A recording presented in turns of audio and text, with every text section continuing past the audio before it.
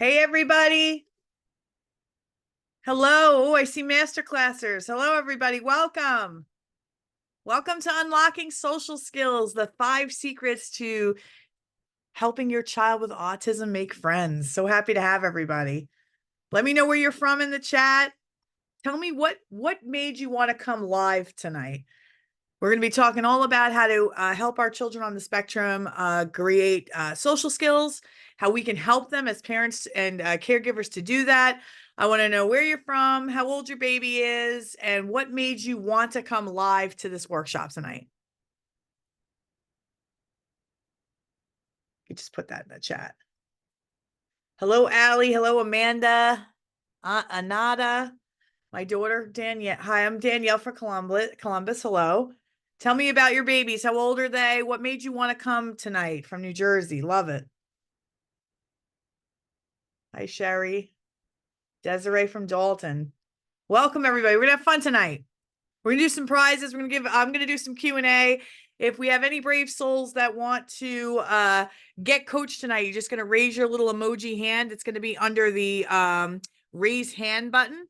And I'm going to go through the presentation. I'm going to teach you how to unlock your social skills for your babies on the spectrum and the 5 secrets to helping them make friends. But tell me all about your baby. What made you want to come live tonight to this presentation? I want to hear that. Hello, Texas. Latan, my son is 6 years old. Oh, Latan is 6 years old. And here to learn more about his recent diagnosis. Okay, Atlanta, 15-year-old girl, all about social skills. Love it. My daughter's 5 years old. Anna from Florida, 2 boys, 4 and 6. What made you guys want to come live tonight? I'm really curious. My grandson is 4, and I've had to apologize to many parents because he hits and grabs. Sometimes he's getting better, though. Ooh, okay. Hello, I'm Monica from Baltimore. My little wonder boy is 4. Will this recording also be available? We weren't planning on sending a recording. We're going to see. I'm actually in a hotel tonight. I don't know if you know, so I'm not in my office. We're at Nationals, Dance Nationals for my son in Hershey, PA. So I'm using the Wi-Fi of the hotel. So if it turns out spotty, we probably will give you a replay. Patricia, my name is Patricia from Georgia. My son's 6. I want to be empowered in order to help my son thrive. I love this. My daughter is 5 years old. Amazing. From New Mexico. My son's 6 years old. I really need your help. Ooh, Ontario, Canada. Cole is 7. What made you guys want to come live tonight? I want to hear that. Boys seem interested, just don't know how to engage. Okay. 5-year-old interacting with friends. Oh, I like that. I wanted to join due to just getting him medically diagnosed with autism in August. All right. Well, welcome, welcome, welcome.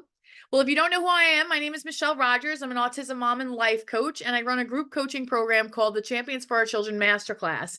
And in that program, we work on 3 fundamental skills that I believe every child, no matter where they fall on the spectrum, if they get these 3 skills, their chance of a life of independence breaks wide open. And I also this year launched a brand new membership. So once you have those 3 skills, you'd be a great candidate for our membership, Next Level Autism, which we're also going to talk about tonight. But we're going to dive right into right away to the training. I'm going to teach you how to teach your babies on the spectrum, social skills, and the 5 secrets to helping them make friends.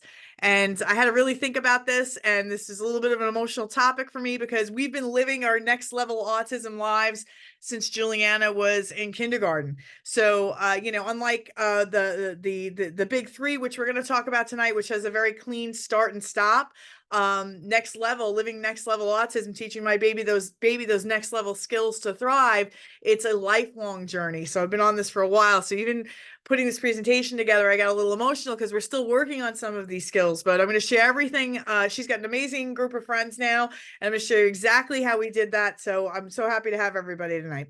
All right. So really quickly, before I get into the presentation, I'm going to go through the presentation. I'm going to share the 5 secrets, and then I'm going to tell you about Next Level Autism. If you want to join, we're going to give you an opportunity to join tonight. Then I'm going to open the floor to Q&A. So if you actually want to be coached tonight, you can raise your little emoji hand. And if you are interested in being coached, we want to make sure that you have a good internet. We want to make sure that we can hear you and see your beautiful face. And we're going to bring you up live as a panelist, and we're going to give you some coaching. So if you're interested in doing that, that'll be after the presentation. You just raise your little emoji hand, and I will call on anyone who would like to be coached. If you are shy, there is the Q&A box. You can add your questions there. And I love to have an engaged chat. I want to hear all about you guys and what brought you here tonight. I'm going to ask you some questions, and we're just going to try and make this fun and engaging, because we have to, be fun and engaging if we want to make friends. So, all right. So without further ado, I'm going to start this presentation up. With me tonight is my right hand, I couldn't do anything without her. This is Jen. She works on my team here. If you ever work with us, you'll get to know Jen very well. Some of my master classes, I see them in the chat tonight. Jen's a part of my team, and she's going to be helping me man the questions tonight, and we're going to do a prize. We're going to do a prize before Q&A. So everyone who comes tonight, who came live, who's in the chat box right now, who came live, we're going to send you a free gift via email. And anyone who stays till the Q&A, we're going to put your name in a raffle, and we're going to raffle off a prize or two. So without further ado, let's get started. So let me just share my screen. Jen, just let me know when you can see it. Yeah. And I'm working off my laptop, so I apologize in advance. I'm going to present. And I apologize. Hopefully the internet's going to be good tonight because I am in a hotel. We thought we'd be home by now, but Cody did very well. His whole team did very, very well. And we have been called back for the dance-off tomorrow. So we are here till tomorrow. So without further ado, let's just dive right into it. Unlocking social skills, the 5 secrets to helping your child with autism make friends. All right, if you're here tonight, you are in the right place. If you have a child on the spectrum or suspect autism, you have a multiple diagnoses. If your child, has autism and other diagnoses, you're in the right place. We can help you with helping your baby create social skills. You're in the right place if you have a child or an adult from 2 to 30 plus years old. We've helped families with children to adults up to the age of 31 and counting. Social skills is anybody can learn. Social skills can learn at any age, and we've worked with them all. So you're all welcome if you're in the right place, if you're in that boat. And then by the end of this presentation, you're going to understand clearly the 5 secrets to teaching your child with autism how to make friends. You'll look at your child's future with a fresh new perspective, because I think I had some thought errors about teaching social skills. I kind of thought it was not possible. So I'm going to go into that's one of my secrets. And then you'll be the ultimate educator for your child. And you're going to feel confident that you can teach your child anything, including social skills. Okay. And you'll have an identity shift like never before. You're going to feel very differently about your position in their life as an educator. I want you to start to take some ownership for what you already have created and what you can continue to create based off of what you've already started. And I'm going to share details on Next Level Autism, where you can work with me and my team to get these skills done with our support. Okay, so without further ado, if you don't know who I am, Michelle, I'm an autism mom and life coach. This is my daughter, Juliana. She was diagnosed on the spectrum a month after her 2nd birthday. I have 2 children. Juliana's on the spectrum, and my son, Cody, who's our dancer, is neurotypical. When Juliana was born, she was 9 pounds. She was a happy, chubby, loving baby. She hit all of her milestones. She said MAP at 9 months old. She was starting to say words, and then around 13 months, I started to kind of feel like things went a little backwards. And I remember saying to my mom, it seemed like she was crying all the time, and she seemed like she was just angry all the time. I remember saying to my mom, she's, I wonder where my happy baby went. I feel like she just kind of changed right before our eyes. And then at that time I was very pregnant with Cody, and I was just, very overwhelmed mom. This is my first child, so I didn't know what to expect. I thought everyone who was noticing that she was changing was against me. They were my enemy. I thought that she was just, developing in her own time, and everyone needed to back off. I was in very much denial that things were starting to change in the wrong direction for her. She started losing some of the words that she had gained. Sometimes it felt like she would say new words and then she would lose those too. She used to be very engaged with us. She used to be very engaged with her toys. And then every morning she'd just come downstairs. She'd dump all her toys out on the floor and just start twisting each one in her hand for hours on end. She went from, all of a sudden just drooling out of nowhere, constant drooling, where we'd have to like double bib her. It was just like she just started to like totally go backwards. And even through all of this, I still struggled to believe that something was wrong. I just wasn't ready to face that fact. And then we went to a family pool party and somebody had mentioned again, like, wow, she's really kind of quiet. She's not really talking. And at this point, I think she was about 18 months. So I was like, fine, just to shut everybody up, I will call the county in the United States. For anybody who's out of the country, in the United States, there's something called early intervention. You can call them in if you suspect that there's some delays going on with your child, and they can tell you what's going on. And a speech therapist came and a psychologist came, and they said she was definitely behind, but too young to diagnose. Back then, autism wasn't even on my radar. I was like, diagnosed with what? I had no idea where they were going with that. I remember feeling really like annoyed and just angry. Like, they were here for like a total of maybe an hour or two, and they're just, coming up with all these assumptions about her, so willfully in denial. It was so painful. I think it's so painful for me to think back on now that there were so many signs, and I just wasn't ready to accept it. And then finally, as the psychologist was walking out the door, he said, we're going to give her some services, but if she gets worse, you can call us back in. And I remember thinking as he's walking out the door, I'm like, I'm never calling you back in here. I don't even know if we even need anything. This is crazy, right? And as time went on, I had enrolled her in nursery school, and the first time I started to have real doubt was on orientation day. And when we were sitting there, we first went in, she looked like all the other kids. It was fine. Then all of a sudden they were trying to get the kids to like sit and play with these like puzzles and these books, and all of a sudden she just started going hysterical crying. And it was the first time I looked and I was able to see other children her age, like really apples for apples as much as you could compare. And I was like, geez, something does seem a little off here, just a little bit. Like I'm very ready to bust with Cody. I was only 2 weeks away from having Cody at the time, so I'm all full of emotions and full of thoughts. And I'm like, you know what? She's young. She's a young baby. These kids are all 5. She's not even she's 4 going on 5 in November. Then I always had an excuse for what I saw wasn't really what it was, And but within a week of starting that preschool, I was getting calls that she's not settling down when I drop her off. She was hysterical crying. She would never follow the rules of the classroom. She just really just had a hard time. And then it was finally, I had Cody, and then finally it felt like, things were getting worse, not better. And I remember taking her for her 2 month checkup. This is probably in November. November's her birthday. So it was probably a week after her birthday. I took her for a 2-year-old checkup, and I said, to the doctor, I'm like, everybody's saying she's behind. I was still not 100% sold, even though there were so many signs at that point. I said, but you don't think she's, on the spectrum, do you? And he's like, well, is she using 20 words with intent? And I said, no. And he's like, well, then she's definitely behind. And I'm like, oh, like, I don't know what it was about that moment, but my heart just like dropped, and it was just like a punch to the stomach. And there was something about that moment where I don't know why, but finally hearing it from the pediatrician, who, by the way, passed her on her 18-month visit that she was fine, that made me think like, okay, maybe something really is wrong. And I did something I didn't think I was going to do. I called that guy back in, and then she was diagnosed with autism. And at that time, all I knew about autism was that movie Rain Man in the 80s. And if you don't know that movie, it's with Tom Cruise and Dustin Hoffman, and his brother had to be, institutionalized forever care. And so, you can only imagine the things that are going through my mind at that time. And I'm thinking her life's over, and I think mine is too.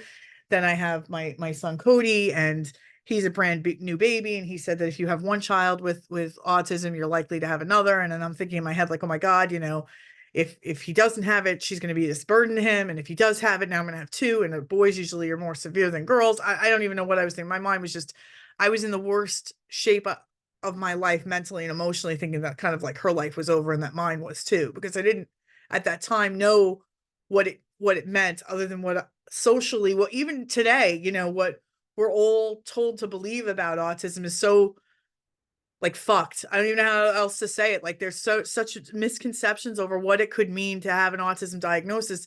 And I just didn't know that at that time. And I really was just ready to believe that it was over for us, that we were done. And I remember, feeling like that for a couple of months after she was diagnosed. And then I remember one night I was putting both babies to bed, and I looked at myself in the mirror and I said, shit, I'm going to die one day, and who's going to care for her when I'm gone? And I remember just thinking, how, as terrifying as that thought was, I remember, I'm a God-fearing woman, and I always thought that when I die one day, we're going to be standing in front of the gates of heaven, and he's going to play back the reel of my life. And I always believed that being a mother was going to be the most important job that I ever did. And if he's going to play back that job, and here I am with my head in the couch cushions, would I be happy with what I saw? And at that point, I was not doing well at all as her mom because I wasn't really showing up like I should have. So something about that thought really just kind of snapped me out of my bullshit and really jumped me into action. Like I have to do everything I can to help her and make her whole. And I didn't know what was going to be capable for us. I just knew that I had to say at the end of every night when my head hit the pillow that I gave her everything I had. And as long as I felt like I gave her everything I had, then it was a good day no matter what happened that day. And literally that night when I had that thought, I woke up the next day. I was such a different mother, and she started to change instantly. We ended up teaching Juliana sign language. She lost all the words that she had, so we taught her sign language. I taught her to potty train with the sign. This was the sign for potty training. We got her making sounds. She learned to create sounds again. Then she started to speak. She went from the most restrictive special education classroom, the most restrictive autism classroom, a 614, to where she is today. She's a thriving, happy, chatty child who was in integrated classrooms up until grade 3. The last 2 years, she's been in gen ed classrooms, and she is about to, I cannot believe this, go to middle school in September, a general education placement with resource room every other day, very minimal supports. And if somebody had told me when she got diagnosed and I was having all those shit thoughts that this could be our life today, I wouldn't have believed them. And I'm so glad that that night happened for me, because if that night didn't happen for me, I don't know where we would be today. So this is why I do what I do. And here's the thing, guys, and I say this with all my heart, that when I went through this with Juliet, I didn't know what to do. But I'd spent my whole life being a fighter and a scrapper, and I didn't know how to navigate this. But what I did know is that there was no problem. I had this belief about myself that there's no problem I can't solve. And even though I've never been a mother, she was my first, right? I was only a mother to her, and I'd never been a mother of a child with autism. I said, I'm going to figure this out.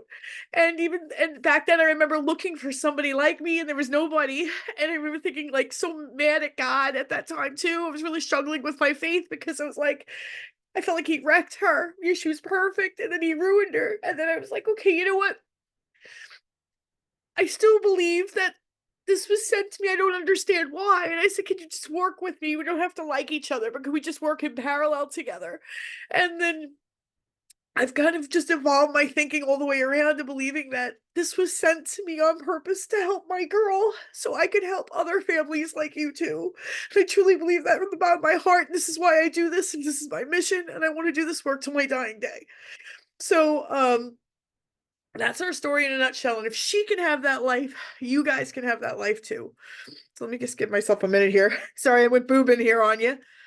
But if anybody can relate, thank you. Thank you.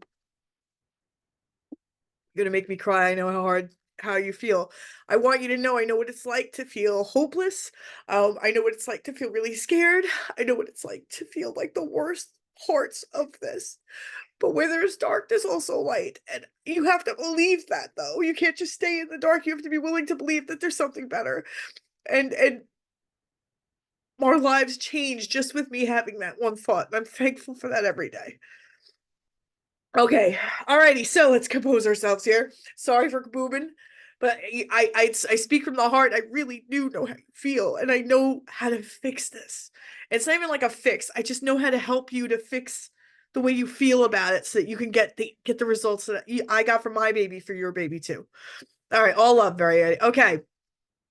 Okay, love it. All right. So, all right. So let me get right back to it. Sorry, I'm all emotional here. All right, we're going to talk about workshop community standards. So, I like to make sure that I'm a very direct person. I kind of say it like it is. I don't sugarcoat, and I don't do that to be an asshole. I think this is the way God made me on purpose, because I believe time is our most valuable asset as parents. The sooner we get with the program, the sooner we help our babies, the better the outcome. So sometimes I think people mistake that for like, okay, you know, you maybe you're an asshole and I can be an asshole. First, I'm not intentionally being an asshole. It's a judgment-free zone. Everything I say with love, and I am direct, and I respect a person that is direct, but we also want to be respectful of each other and the rest of the community here in the room tonight. If you don't like anything I say, you're free to leave at any time. And if there's anything I say that's triggering, first and foremost, I want every baby in this room to win. I'm never attacking anyone, so no one should feel that way. And I don't want anybody in my community to feel that way, or for me to feel that way. and our Q&A and chat box is not a garbage dump. We don't want to leave stinkies. Please keep your messages and questions to myself, my team, and other webinar attendees respectful and productive. Not abiding by the community standards can result in comments being deleted and or you being removed from the workshop and future workshops. And our standard disclaimer, all information in my workshops are not intended to serve as a substitute for consultation with medical and behavioral professionals. Only qualified professionals who know and work with a child on an ongoing basis can adequately assess and supervise a child's program. I always recommend including a board-certified behavior analyst on a child or client's team. This is especially important if a child's in danger of hurting themselves or others. Okay. So originally when I started this presentation, I wanted to talk to you guys about the big three. Now I have this belief, and this belief has never been disproved to me, that if we can get any child on the spectrum, no matter where they fall on the spectrum, 3 foundational skills, their chance for an independent life blows wide open. The first one is they need to be fully potty trained. The second one is they need to be able to communicate. And my goal, because somebody called me out on this about a couple weeks ago, and it was the first time I ever thought through it. My goal is always verbal language. And in fact, any families that have worked with me in the Champions for Our Children Masterclass have all left with verbal language. So I always say communication because I just want to be respectful to the non-verbal world, but I don't believe that anyone in the nonverbal world, if they make sounds, that they can't communicate vocally. But I want to give you a functional way to communicate, right? So you need to be potty trained. You need to be able to communicate functionally, ideally verbally. And then 3, you need to have 0 or minimal problem behavior so you can sit and attend and learn in school, so you can be a productive member of your family and society. Any child, no matter where they fall on the spectrum, we get them these 3 skills, the chance for their life to live an independent life breaks wide open. And this is what I started with Juliana, and this is the core. So if you're here tonight and you want social skills for your baby, but you're missing one of these, then I want you to email me at michelle@michellebrogers.com. We're going to put it in the chat. I have a program that we're not talking about tonight called the Champions for Our Children Masterclass. We have a 100% success rate in that program in helping you get your baby potty trained, helping get your baby communicating, and stopping problem behaviors. And when I say stopping problem behaviors, these are problem behaviors that stop you and your family from living a quality life, that you're always afraid the child's going to run away, the child's self-harming all the time or hurting other people. I'm not talking about run-of-the-mill like testing boundary type problem behavior. That's going to come up, and we're going to address that as our babies grow. All of our children, neurotypical or neurodiverse, I'm talking about serious problem behaviors. So if you're here tonight and you were curious and you wanted to come, I'd love you to just listen in and enjoy the content for tonight. But if you really want help with this is what my masterclass is all about. You can email Michelle@michellebrogers.com, and I'd be happy to set up a call and we could talk about that program. Tonight, we're going to talk about next level skills. So here's the thing. Once we have these skills, a lot of us kind of just feel relief. We're instantly exhaling for the first time in maybe months or years. I didn't know Juliana was ever going to talk. We were using sign language. She started making sounds, and it seemed like it was really hard for her to make those sounds. And then finally she started to talk. The behaviors went down almost at the same time as she had a functional way to communicate. So I felt a lot of relief. But guess what happens? Your ceiling, which was getting the big 3, now becomes your floor. And the next thing on the list is all of the next level things. So could Juliana had lived an independent life? Could I feel solid after she was potty trained, after she was talking and she didn't have problem behaviors? Could I see her, right? Could I visualize my 4-year-old, my 5-year-old living an independent life? Yes, but it's just the basic life. I want something above and beyond that, right? Now that I've gotten those big 3, that ceiling becomes my floor. Now I want to start working on the other things, intentional conversation skills, social skills, right? So that's why I'm saying that I love that you're here tonight. Anybody who wants to be here tonight, all are welcome, but you need to focus on this first. If you don't have this, then you email me. I'll help you get this, and then we'll talk about getting you guys social skills and helping your baby to make friends. Okay. All right. Perfect. And I thought this was an interesting quote from the Bible. I taught religion last year and this came up and I was like, oh, I'm going to use this in my slide. In Matthew 7, Jesus said, everyone who hears his words and puts them into practice is like a wise man who built his house on the rock. Then he went on to say, anyone who hears his words and does not put them into practice is like a foolish man building his house on sand. A child who does not have these foundational skills first and goes off to grow into a teenager and adult may learn other things, but it's like a house being built on sand. No matter how it looks or how high it goes, all it takes is one storm or a strong wave and it will fall apart. One of the biggest things, one of the biggest benefits of teaching social skills is that because it's a next level skill, it helps with anxiety, it helps with the tween years, it's going to help with the teen years. There's such an incident I see of aggression or regression in behaviors even if they have the basics and we don't go beyond it, because there's going to be next level, right, experiences. They're going to have rejection, they're going to want to get on a sports team, they're going to get a bad grade. They need to be able to articulate past this. So this is great. This is where you keep your focus if you don't have it, but once you have it, now it's time to keep building on those skills. But these are foundational skills and they must be mastered first. Okay. All right. So let's get on to the first secret. So if you're ready, you've got the big 3 on lock. I love it. If you don't, you just send me an email. I'll tell you about that other program. We'll get you on lock and then we'll be ready to talk about social skills. But if you're ready for this part, we're going to go into the 5 secrets on how I help my daughter make friends. Okay. And this is secret number 1. Number 1 is I had to believe I could teach her social skills. I had to just believe I could teach it because I didn't think I could teach it at first. And when Juliana was in the 12-1-2, and a 12-1-2 is 12 kids, 1 teacher, 2 assistants. Some of the kids had IEPs, some didn't, and it was a preschool. And we had her parent-teacher conference. I was excited to hear that she was academically on par with the other children. With the other children. But when it came to social skills, the teacher reported she was about a year and a half behind. And at first I felt defeated because I thought, how do you teach social skills, right? I would have much rather her teacher had said, listen, she's a year and a half behind in academics, but socially she's doing okay, because you could always hire a tutor, right? But how do you teach somebody to be social? I really struggled with this for a month or 2. Then I had a thought, what if I could teach this? And I'm the best person to teach her because I know her better than anyone. And systematically, I could look at how I've taught her the foundation skills, the big 3, and use the same methodology to create a curriculum to teach social skills. By the way, I am just a street trained mom. I am not formally trained. I'm from the business world. I know shit about autism outside of having a kid with it. I am not a special ed teacher. I have no formal experience. I've gotten my full on the job training as a parent of a child with autism. And I had this thought only a year or 2, well, maybe 2 years into the diagnosis. What if I could take how I've taught her the basics and break down social skills very systematically to teach her how to make friends, how to be social, how to have conversations. And that's how I had to have that revelation first. I had to have that thought shift, because for a while there, it really took the wind out of my sails. I'm like, how am I going to teach social skills? How are we going to do this? I don't even know anybody who teaches social skills. Who do you call, right? You can't call a math tutor for social skills. How am I going to figure this out? And as soon as I make it a problem that feels so big and I can't solve it, then I guess what? I don't solve it. So I had to have that revelation first. So first secret is that you have to start believing that social skills can be taught and you're the best person to teach them. Okay.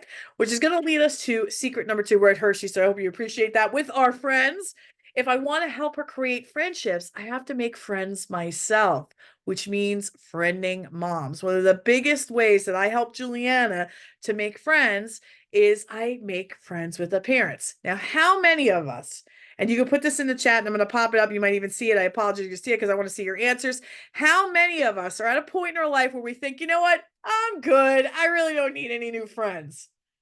You can put that in the chat. How many of you feeling like a little nervous right out of the gate? Yeah, me. I'm not ready. I'm not interested in making friends. I get it. And I want to know how many of us especially feel this way when we had a child diagnosed with autism. How many of us especially want to retreat to the cave because we have a child with autism? We're really not interested in doing this because we got a kid on the spectrum and there's things we have thoughts about that and we don't want to have to deal with people's shit, right? And here's the thing, I feel you, and I had the same thoughts too. I was actually, as a child, painfully shy. I know it doesn't seem like that now. I was painfully shy as a child, and as an adult, I really had kind of like my core friends, no new members. I'm good. I don't need extra aggravation, extra stress, whatever, right? So even to have to grasp the idea that I have to go out and intentionally meet new people and create relationships to help my daughter make friends seems crazy to me, right?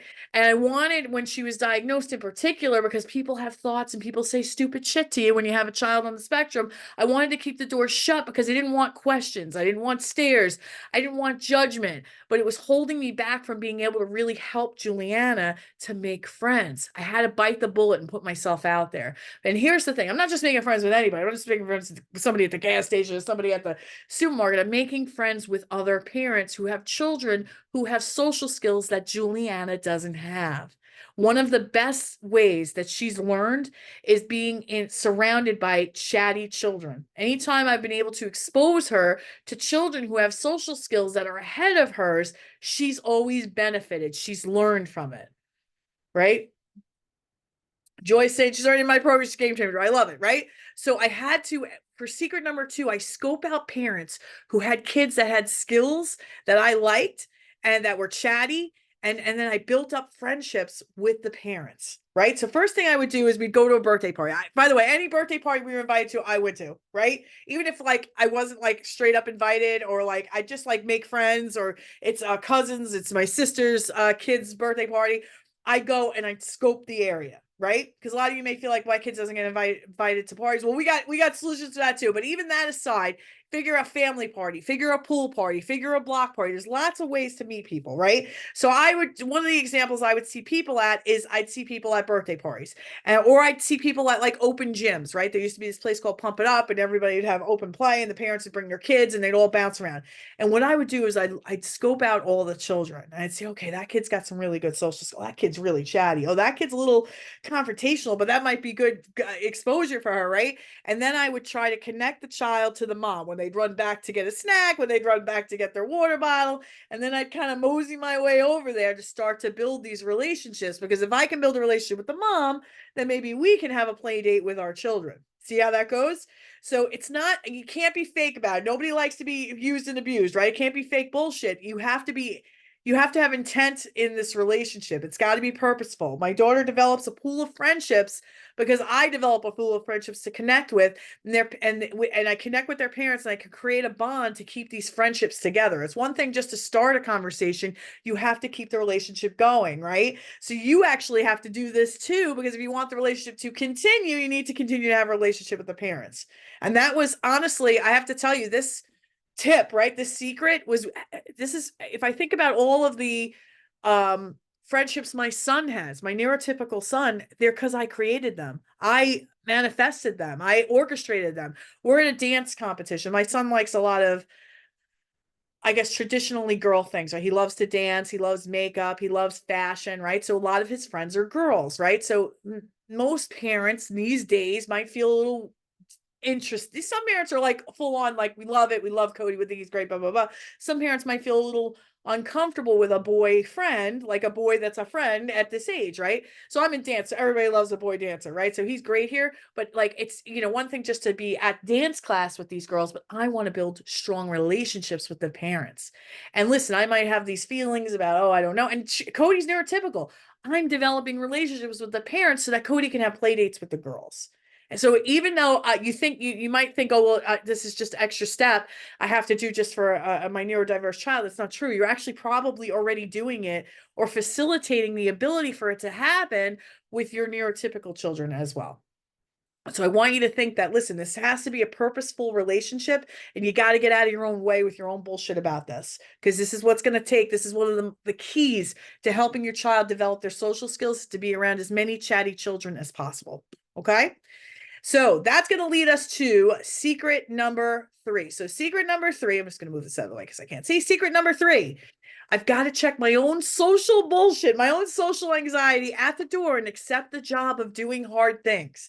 So if we're shy, if we're feeling like no new members, right? I'm like, I'm really not really interested in making a lot of new friends and stuff. I got to really start to put that on the shelf. I've got to stop thinking that, because that's keeping me from helping my child make friends, right? So doing number two requires me to step outside my comfort zone. I have to be willing to put myself and my child out there and be vulnerable. And I'm going to share an example of how I was vulnerable. Two examples I'm going to share with you. One did not end very well for me. And, on any other day of the week, I would crawl into the cave if I knew that doing that would hurt Julianne in the long run. And then another one where I put myself out there and it worked really well. But you have to be willing to put yourself out there and that you might get hurt. You have to be in a little bit of a vulnerable state when you're doing this. People might not like us. People may start to like us and then stop liking us. People might reject us. People may exclude us. I can't shut the door when that happens. I have to recommit, double down, and hit the ground running with each learn. We never talk about failures in my program. When you work with me, we talk about learning. We're either learning or we're winning, right? So there's times when I've tried to facilitate friendships and we fell flat on our face. And there's times, most times, I'm actually quite good at it and we end up making lots of friends. And we have a nice pool of friends to pull from that she can always learn from. And what's so ironic, right? I think I'm like, I don't know how to explain myself. I guess I'm just kind of like, I don't know, kind of like rough around the edges, but I've made friends with marathon runners. I've made friends with cops, doctors, lawyers, engineers. It's really interesting, right? The plethora of friends I have because I'm making friends with all these parents. I've made friends with people from different backgrounds. I've made friends with people who have different political views, and you know how crazy that could be, right? But I don't care about any of that. Really, what I care about in this is secondary to the number one goal, and getting as many peers who have social and communication skills as I want for my daughter in our circle. That's the number one. We have probably the biggest, like, we'll have gatherings at the house. My house never looks like a museum because I'm always having play dates. I'm always inviting kids over because I need all of that social interaction to help Juliana progress. So I want you to understand that this is going to be a part of your identity. We've got to get past our own social, I feel funny, I'm worried about getting rejected. I think I have to say, like, if I'm getting rejected for the greater good of helping my daughter move forward, I think that blow stings a little less. I'm not gonna say it doesn't sting, but I think it stings a little less. I'm like, oh, I could take it. I could take the hit, right? If it's for our babies, right? Put it in the chat. For our babies, we can take the hit, right? I need you to start thinking in that context. You're not here. Listen, you don't need to prove anything to yourself. If you're happy with the circle of friends you have, that's great. That's not about this. This is about building additional friendships to help you to help your child. And if you're doing it from a space of being purposeful and doing it from a space of gratitude, I've never really met a family that doesn't want to help. Okay. So, but there are going to be times that may not go your way, but that doesn't mean we just go back to the cave and retreat. And one of the examples I have of this, and this is what I'm going to talk about here, is that this means that sometimes I'll befriend folks who I wouldn't normally befriend, and that's okay.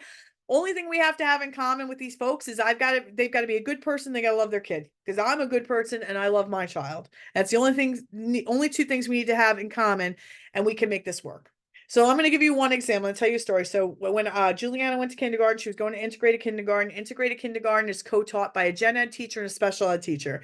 And nobody knows who has an IEP. Only about a handful of the kids have IEPs, and you have to finish curriculum. So most of the class is gen ed with a handful of kids that have IEPs. These are kids with like special needs or autism or whatever the case may be, and nobody knows who's got what, and everyone's got to finish curriculum. So I meet a mom in there, and we want to start Girl Scout troop because I want Juliana to have as many experiences, social interactions as possible. At this point, she was still about a year and a half behind socially. So I said, great, let's be troop leaders. We're both going to be Daisy leaders, right? And because we had to meet a couple of times to kind of organize the troop and what we were going to do for our meetings, the girls, her daughter and my daughter, would play. And it was like, great. And next thing you know, Juliana was just talking about this girl nonstop. Absolutely loved her. We're going to call her Katie. Oh, Katie this, Katie that. We just absolutely love Katie. Katie's the best, blah, blah, blah, blah. And I listened to it, and it kind of sounded a little OCD-ish. And I'm thinking in my head, I'm really excited for her. She's got like a friend and she's so excited. And she talks about Katie all the time. But in my head, in the wee back of my head, does Katie really like Juliana as much as Juliana likes Katie, right? So I go to her mom and I kind of say to her, hey, listen, well, Juliana really loves Katie. Oh, Katie loves her too. She did this thing with her eyes, I'll never forget. And I'm like, does she, do you feel like it's reciprocal? Because, Juliana talks about Katie a lot. Oh, yeah, yes, of course, of course. I learned the hard. Mom was just trying to be very nice, right? Katie did not like Juliana at all. She was actually, I don't want to call child an asshole, but she wasn't a kind child. And what ended up happening was I continued to notice at Girl Scout meets, Juliana would want to sit next to Katie and Katie would run away from her. And at first I thought it was a game, and then I kept seeing it happen. And I'm like, sheesh, if they were so close, why wouldn't they want to hang out together? Right. And but I just didn't want to believe that. It sounds like old Michelle coming back to the table here. I didn't want to believe that what mom said wasn't what it really was. I take a lot of what people say on face value, and I kind of get my nose smushed sometimes when I do that, because I think she was just being nice instead of just being straight up with me. And we went to this girl's birthday party, got her a beautiful gift because I was so appreciative of this friendship that she had with my daughter. And it was so hot that day. I remember just like feeling like I was gonna melt. It was a pool party. I didn't bring a bathing suit, so I'm like sitting there with my feet in the water, and then I hear this horrible scream, and it was my daughter. And she comes over and she's hysterical, climbing and screaming. And I thought she got stung by a bee. I'm looking her all over. I'm like, what happened? She's like, she won't play with me. And she's hysterical crying. And I was like, what's going on? What do you mean? And she's like, well, every time I go to play with her, she keeps running away. She doesn't want to play with me. And I remember thinking, like, my heart just crushed, because you don't want to see that happen to your kid. And I set her up with this kid, and I kind of knew, I had it in the back of my head, this was not a two-way friendship, but I wanted to believe so badly that it was. And I remember going up to the girl and I said, well, can we play with Juliana? Is it all right? We came to your birthday to celebrate with you. Can we play with you? And she's like, no. I'll never forget this. I'm like, all right, well, if you don't do that, I'm going to talk to your mom. Go talk to her. No, I don't want to play with her. I couldn't believe it. I was like 5 years old. I'm like, okay. I go to her mom, like, she says, my daughter's crying because she don't want to play with her. Can you talk to her? And she tells her mother no. It was such a disaster. We finally left there. And I remember thinking, I never want to meet anybody new again. And it would have been such a disservice to Juliana. And I felt so bad for her. And all she kept saying was, I want to go back. I just want to play with her. And it was so hard for me to see that, because I had my own social things when I was a kid. And I guess it was kind of like trickling in. And I so never wanted to do this again, like put ourselves out there. But I knew in my heart of hearts, this was a learn. This it wasn't a fail. It was a learn. And I said, okay, I have to listen to my gut. My gut told me this wasn't a two-way friendship, but I wanted to believe otherwise. Lesson learned. This was painful. This was a painful lesson, a painful education, but I understand I'm not going to do that again. And long story short, we ended up befriending by accident. This wasn't even me intentional. The mom asked me for help to take her daughter to a birthday party with us. And she was in this Girl Scout troop the whole entire time, and they've been friends ever since. And she proclaimed, not even Juliana, she proclaimed that Juliana is her best friend, and they've been best friends ever since. Now, this mom that she has is a runner. She's one of the people I was talking about. She's a nurse. She's a runner. We have nothing in common. She's very healthy. She's she's just into very different things than me, but we can get along. And it's important that I get along with her because I want our babies to remain friends, because her daughter really genuinely loves my daughter. I'm so on the alert for that, right? I could look at what happened to Juliana at that party, at that birthday party, and say that was a total fail and I never want to experience that again.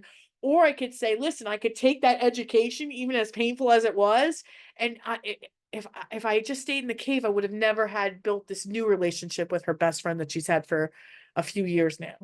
So this is what I want you guys to understand. You have to be able to get outside your own bullshit. You've got to be able to and I say that with love. Like, I have anxiety about this too, but like, if it's for the greater good of our babies, we've got to be able to put our stuff aside and just keep forward momentum. And it's important that I have to be able to make friends with the parents, and I have to put my own stuff aside, and I have to be willing to get rejected. I can't tell you, with the dance moms, I've asked them 5 times in a row to come over for a pool party, and all 5 times they said no. And then the 6th time they said yes. Now, any other time, I might have never asked again, but I know how this stuff works, and I've had my reps, right? I've had my lumps and bumps that asking, I don't care. I'll keep asking, because it's that important to me that my children make friends and have good friendships of people that like things that they do, of people who have the same values as us. Okay? I have to be willing to ask more than they ask for play dates. I have to be willing to keep asking if I've asked 3 times in a row and they say no, to ask the 4th time.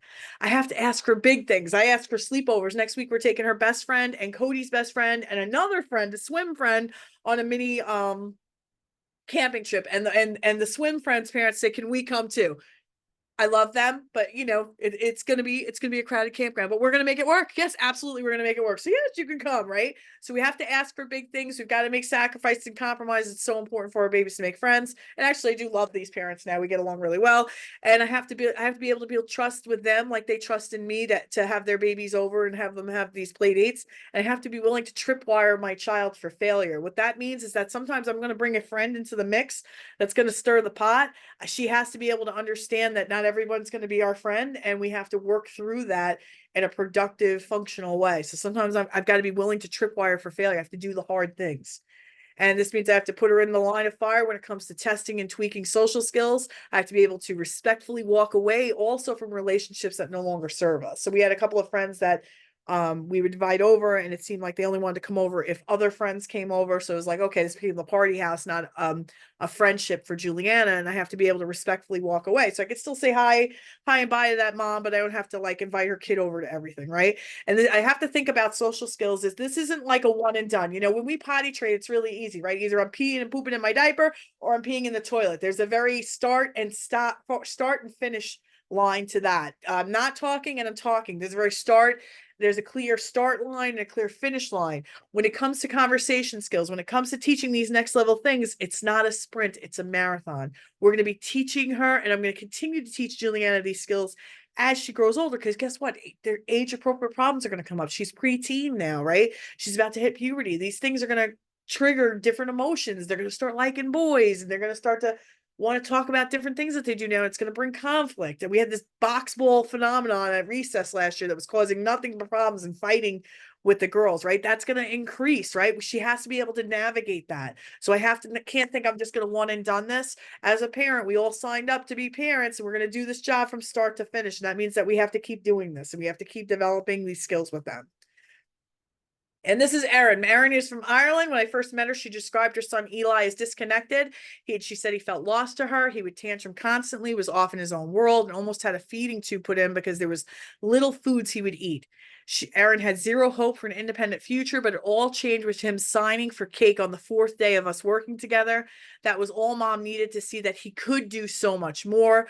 Within a matter of months, he started talking, trying new foods. He potty trained, created a connection with his mom and his classmates. He's doing amazing now. And if he can go from that, and Juliana can go from pre-verbal to where she is now, then you can do this for your babies as well. Okay, so now this leads me to secret number 4. Secret number 4 is we need to think that autism is different and not less. And different doesn't mean hard or harder. It just means different. It might be something that you haven't done before, but you can learn it. And it's not hard to learn it either. It's just different. It's not less. And Juliana was invited to a play date with her bestie. This is a new bestie I told you guys about. And the family wanted to invite her to dinner, but Juliana didn't want to go because she doesn't eat Japanese. They were going to a Japanese where you cook the food on the table, and she didn't want to go, and she wanted to go home before dinner instead. And not only did she not want to go because of the food, she was so focused on like her like obsession of like, I don't want to try new foods. I don't like trying new foods. It's one of her things that we struggle with. It's one of our skills that are emerging. Like she's actually better at trying new foods, but you know, still there's some, you know, rigidity around it. But because she was so obsessed about the idea of like, mom, pick me up before they go because I don't really want to eat what they want to eat and I'm not going to be able to eat. And I don't know where her brain was kind of going. It was kind of like on a runaway train. She was oblivious in that moment to the fact that her best friend really wanted her to go. Her best friend actually grabbed her iPad, brought it over to Juliana. Juliana, look, there's chicken nuggets on the menu. And Juliana's like, no, I want to go home. There's nothing for me to eat there. I've never been there. I don't think I'll like it. And it made my heart hurt in that moment because I thought this is autism. Right. I left her at that play date assuming that I was going to pick her up before the family went to dinner. And I felt very deflated. This only happened like a month ago. And I cried a little on the way home because I thought sometimes autism makes it so that she can't experience life to the fullest. But here's the thing, right? Even I still think these stupid shit. I've been working as a coach for autism parents for years now. I've helped my daughter have so much progress. And that thought will still creep into my daily life. And this is what has to change. Your perception of the diagnosis still has limits, and that has to change if we want to help our babies to be able to make friends. And when I have the thought that this is autism, it's bullshit. I still have this thought. Just even no matter how many wins that I've taken, no matter how much reps that I've had in building friendships and creating social skills and teaching her all that she knows, I can still have this toxic thought seep into my brain. And it happens and I hear it, but I never indulge. I always say, like, brain, I hear the thought, I filed your complaint, but we're getting to work anyway, right? And every time we achieve goals, it's like we climb stairs to a landing, right? Not the top of the stairs. And we can enjoy the landing, right? It's always wonderful once we hit goal. But I always ask myself, is there more we could climb? What is waiting for her at that next stop? Could I be happy and complacent to pick her up before Japanese, or would she get more out of the experience if she went? Right? And what could be waiting for her if she could actually do this? So I have to burn the boat to dust that autism means less. It's different. It's not less. She can learn anything that Cody can. She just, her path might be a little different, but guess what? I've been on this journey for a while. A lot of you guys have too. You already know what different looks like. You just got to recommit that this can happen. Just start believing that this can happen. And I could just take the experience I've had and apply it to this to teach her any other skills I need to teach her to thrive. And I always recommit down the line whenever my brain wants to say something different, like, oh, autism makes it so she can't go to the Japanese restaurant with her friend. That's bullshit. She can do this. I just got to figure out the way to it. And after I picked myself up in the car, I called Juliana at the play date and then had this text conversation with the mother. So when I got Juliana on the phone, I said, Juliana, you're going to Japanese. No, I don't. I said, listen, you're going to Japanese. If you absolutely hate it, I will come up there with food that you will like. But I want you to go and I want you to at least try with the family.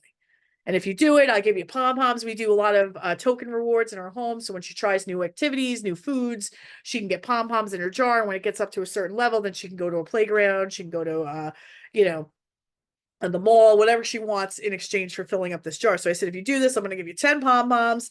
And then I'm going to come up with the food. If you don't like it, you can just have her mom call me. I'll bring up food, right? And then I had this text conversation with the mom. This is where I talk about you got to get out of your own way with you, because this was really tough. Because mom said to me, we'd love to take her, but we don't want to take her because we don't want her sitting there not eating food, right? So then I have to ask the mom if she can still go, right? So this is the exact conversation pulled from my phone. Hi, I'm happy to cover Juliana going. I mean, I'm happy to cover how much it costs for her to go to dinner with you guys. I think it's important she go as a learning lesson. They have nuggets on the menu and she can eat rice. Is that still okay? And she's like, oh my God, I would absolutely take her. And you never need to offer money. Are you kidding me? I just want to make sure she'll eat. I don't care what she eats, just don't want her to sit there hungry if she doesn't like the options. Like I had to put myself out there. I'm crying a little bit because this was very hard for me to do, because I have to put it out there like, listen, I need your help and will you help me? And she could have said, you know what, we want to enjoy our meal, we don't have to worry about her not eating the food, and I'd have to accept it. Doesn't make her a bad person if she said that. I'd have to accept it, but it still puts me in a vulnerable state to kind of put myself out there to ask her to do this for me.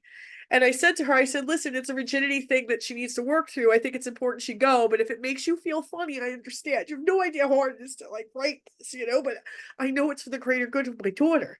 And she said, okay. I wanted to think about her not feeling uncomfortable. Otherwise, I would have said, your ass is coming, LOL, right? I think she'll find things she likes, right? So I thought you say she couldn't come, and then I realized she's like, oh, if it was my kid, I'd just make her come, And I was like, she's like, I think it'll be a fun experience. I said, uncomfortable is life, right? Only going to get more uncomfortable as she gets older. And she's like, and I said, you're an amazing mom friend. This means a lot to me. Thank you. And she's, I love you and your family and appreciate you so much, and you are too. And not only did she have an amazing time that night, she ate steak. I think she got rice popped in her mouth from the hibachi guy. They went and got got a mani pedi. They went to Sephora. This is all of them eating at the Japanese restaurant. And had I just picked her up, she would have missed this whole experience. Had I just picked her up, didn't have that text conversation with mom, didn't figure out a way to make this work with Juliana, she would have missed out on this whole experience with her friend. So this is why you have to start, whenever that thought creeps in that autism is the reason why they can't have X, Y, and Z, it's bullshit. You have to call yourself out on that crap and say that's not true. What if autism is just an evolution of the brain? What if autism isn't the developmental disability that everybody thinks it is? It's just a big misunderstanding that this brain is just an evolution and it just learns a little differently, and that we've got to adjust. Nobody knows why this is happening. Nobody knows what's causing it. But what's the better use of our energy to keep making it feel like it's something that can't be, that they can't live with? Juliana's gonna have autism for the rest of her life, but she's also gonna live an independent life too. Cody has allergies. She has autism. That's how we present it to her. Everybody has something, and it doesn't have to define their life. It doesn't have to define the quality of the experiences that they can have. Okay, which leads me to Secret number 5. Secret number 5 is if you want to teach social skills, if you want to teach next level things, you need to surround yourself with the best community. That mom is like one of my closest, she's like my closest mom friend. And even though we know and nothing in common, she's one of my closest mom friends because she's so generous with her daughter and she understands how much it means to me and she knows how much I love her daughter and she treats her like her own. I mean, um, she's great community. And I want to be around people that are going to keep me focused and motivated on what's possible. I don't want to be around community that believes autism is just something that makes life limiting and it's going to stop me from aiming high for my baby. And I want to be in a community that is working on the same skills that you are for your baby. And that's what we do in my program. That's what we do in the programs I run. And this is, I'll never forget this. I was at it was when we first went to we went to a special needs preschool and I was talking to parents there. And I said, let's go on an overnight trip to Connecticut and let's just get away, like a mommy getaway. We work really hard. Our kids, put us through the ringers sometimes. We deserve a night. So finally get these moms together and we've got our feet in the hot tub and they're all talking about this thing called a pooled trust. And a pool trust and it is an irrevocable trust that contains the assets of many people, each held in sub trust accounts. And basically, it's a trust where you can deed your home to the state when you die, so that your child is guaranteed a place to live. Because it turns out there's a huge wait list for group homes. And I had no idea about this because I never looked into it. By the way, all of our children are preschool age. And these parents are talking about giving their homes away to the state. So when they die, their children will have a group home to live in. Why are you thinking that bullshit? If your mind is there, the future for your child is done already. Signed, sealed, and delivered. All of the children of the parents that were talking about this in the hot tub were younger than 5 years old when they were talking about this. You need to be around community that isn't thinking that it's already done, isn't signed, sealed, delivered your child's future right into a group home. You need good community. Good community neutralizes our beliefs that we're the only ones going through this. Good community can offer us advice when we're stuck. Good community can keep us from quitting on our kids. And good community can teach us when they're going through the same things. And you need a warrior community where we defy statistics and it's normal to celebrate play dates, sleepovers, vacations, sports, you name it. So now that I've shared with you the secrets and what you need to do to help your baby get social skills and make friends, the way I see it is you have two options tonight. You could leave tonight, try and do it alone and end up frustrated and exhausted. Or you can be a part of a badass community of doers that will support you and ride with you the entire way, where we set the standard that your child can have an amazing life and they can have autism. Tell me what your choice is. If you had an option 1 to do this alone, or option 2 to have that badass community, that's mandatory. You need to have that support. I always think about like when I'm aiming high for Juliana and I want to believe all these things that most people tell me you know how many times people have told me things about her and they were wrong. And she defied everything they said. I need to be around community that's going to help me do that. So which would you rather? Would you want to go through this as option 1, do it alone, or would you love support? 2. I love it. 2. Awesome. Well then, guess what? Tonight I am excited to announce that we are opening the doors to my new membership, Next Level Autism.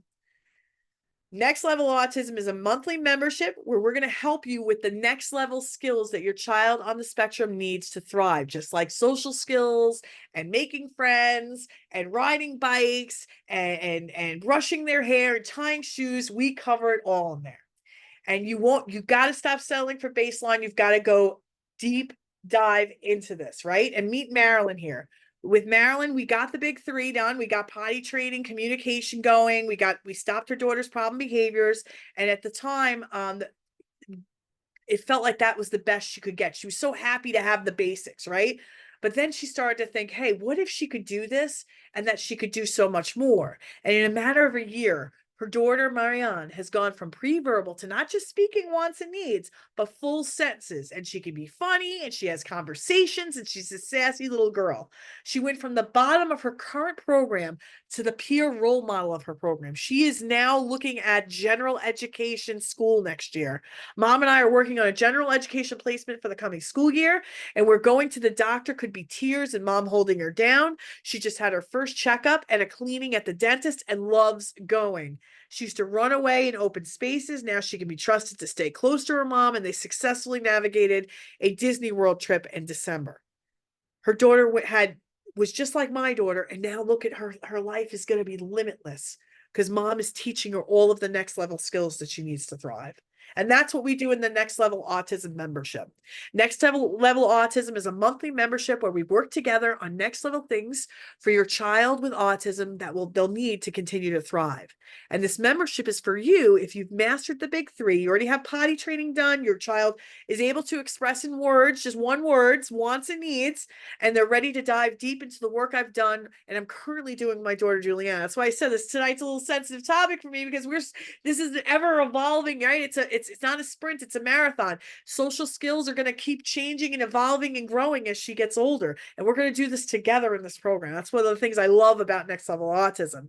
And what makes this membership so special is I'm living this now. We're going to next level our babies together.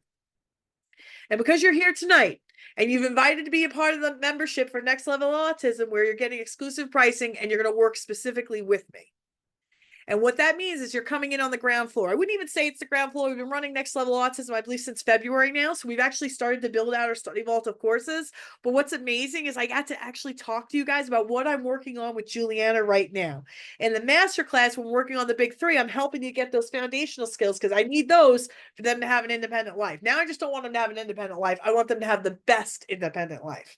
And that's what the skills that you learn in Next Level Autism are about. And we get to do it together because I'm still teaching my daughter next level things, right?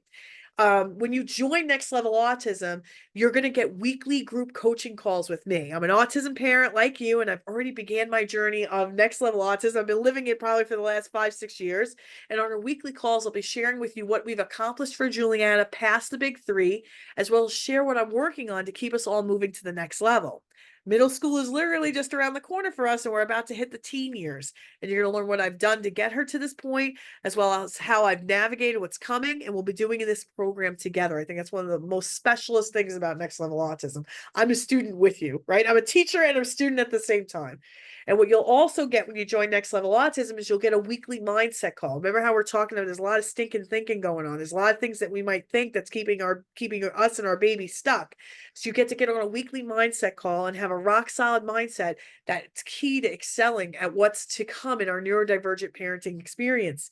You'll get to share your pains, your thoughts, and we'll create powerful intentional beliefs that'll help you to build upon now that you have the big three in place. In addition to that, the third call each week, you get 3 coaching calls each week, is going to be with BCBA Melissa or Stacy. Melissa has 30 plus years of experience and even taught her neurodiverse nephew how to drive a car. She's going to talk about all the ways that you could help your babies on the spectrum to thrive and get the next level skills that they need. Stacy works at a school with high functioning autistic students. She's going to teach, going to break down step-by-step processes, how to teach things like going to the dentist, puberty, cooking, riding a bike, and so much more. In fact, we've already started this. Our study vault is already filling with all of this. We've just gone over conversation skills. We're knee deep into friendship building and all the different tips and tricks and tactics I've used to create friendships for her, and how to navigate peer pressure, how to navigate one-way friendships, you name it, we're covering in there. How to teach her how to brush her hair, how to brush her teeth, how to take a proper shower, teaching her about the changes that come with puberty, all of that stuff. We teach you, we help you, support you to teach your baby all of the next level things they'll need past the basics. In addition to that, you're also going to have access to Janine on our monthly specialist call. She's a monthly, she's a parent coach for parents who have teens, and she hosts a monthly teen coaching call, and she's going to answer questions about raising neurodiverse teens and how to manage these teen emotions and win at the game of parenting, so you both can have a painless journey from teen to adults. You're actually, when you join this membership, you're going to get the 3 coaching calls a week, and then you're going to get these monthly specialist calls. And I'm still building out this program. I expect to add more specialists to it as it comes. Okay. In addition to all that, you're also going to get to talk to Armando. I call Armando the Elvis of our program, because Armando, it's always nice to have a male teacher in our program because we have a lot of boy families. But what really makes Armando special is he's an adult with autism. And Armando did not talk till the age of 7. He did not potty train till the age of 5. He's an adult with autism. His mother was told he would never speak, right? But Armando went to life skill classes till grade 2, and then he went from grade school, from grade 3 to high school, and he went to gen ed classes, and then he went to college, and he got his master's degree, and he learned how to speak, and he speaks beautifully now. He got married 2 years ago. He owns his own company. He's going to share what it's like growing up on the spectrum and how to teach those next level things.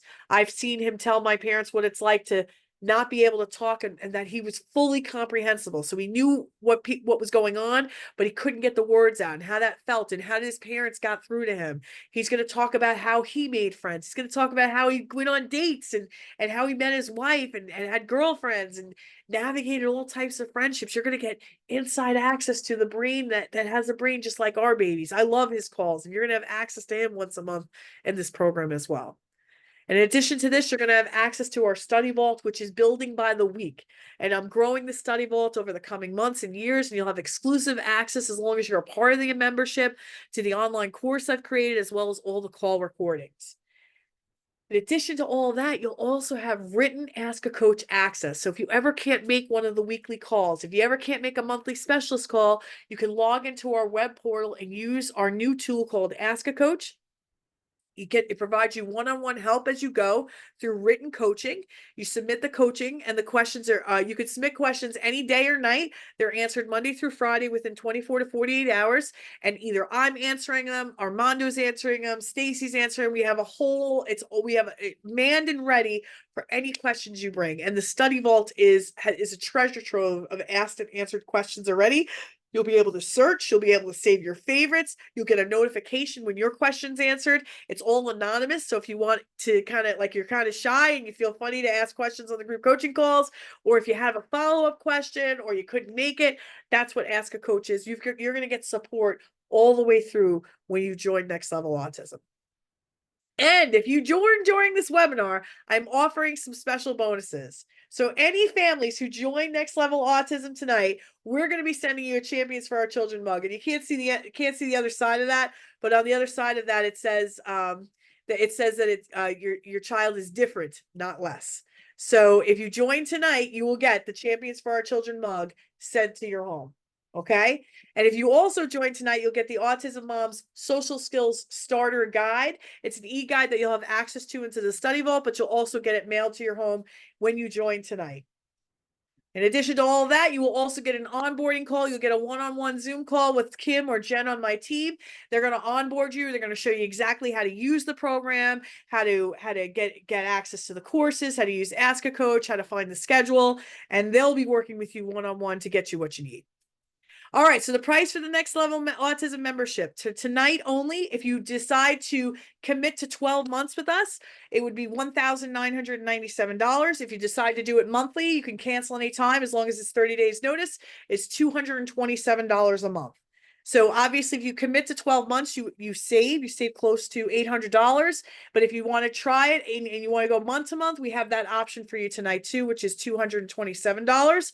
And the price will be increasing. This is a early bird introductory offer. We've actually been running Next Level for I want to say since February now. We've developed the study vault. You'll have immediate courses to dive into. You'll have immediate call recordings to listen to.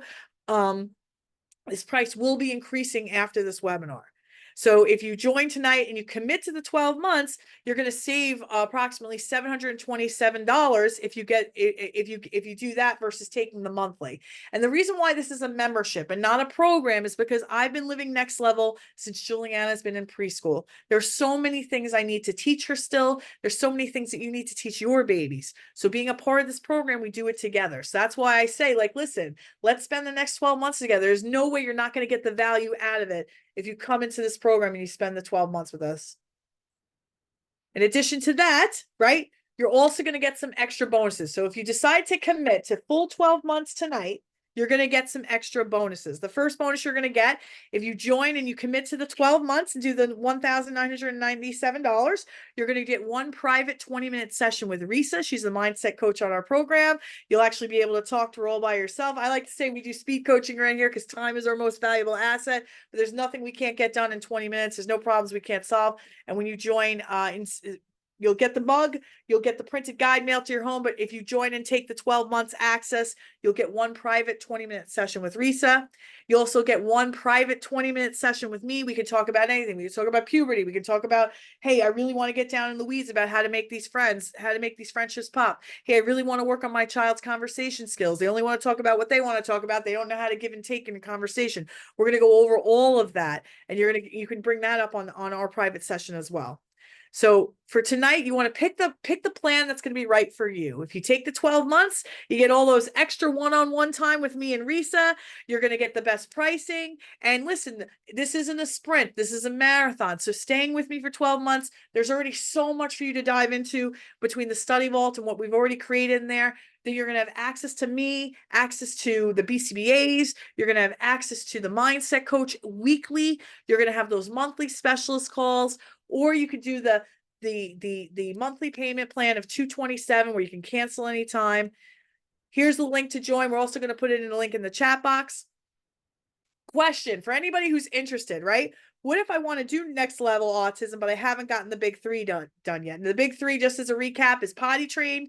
Your child has to be able to at least say one word, like one word wants and needs, so like water, hungry, cookie,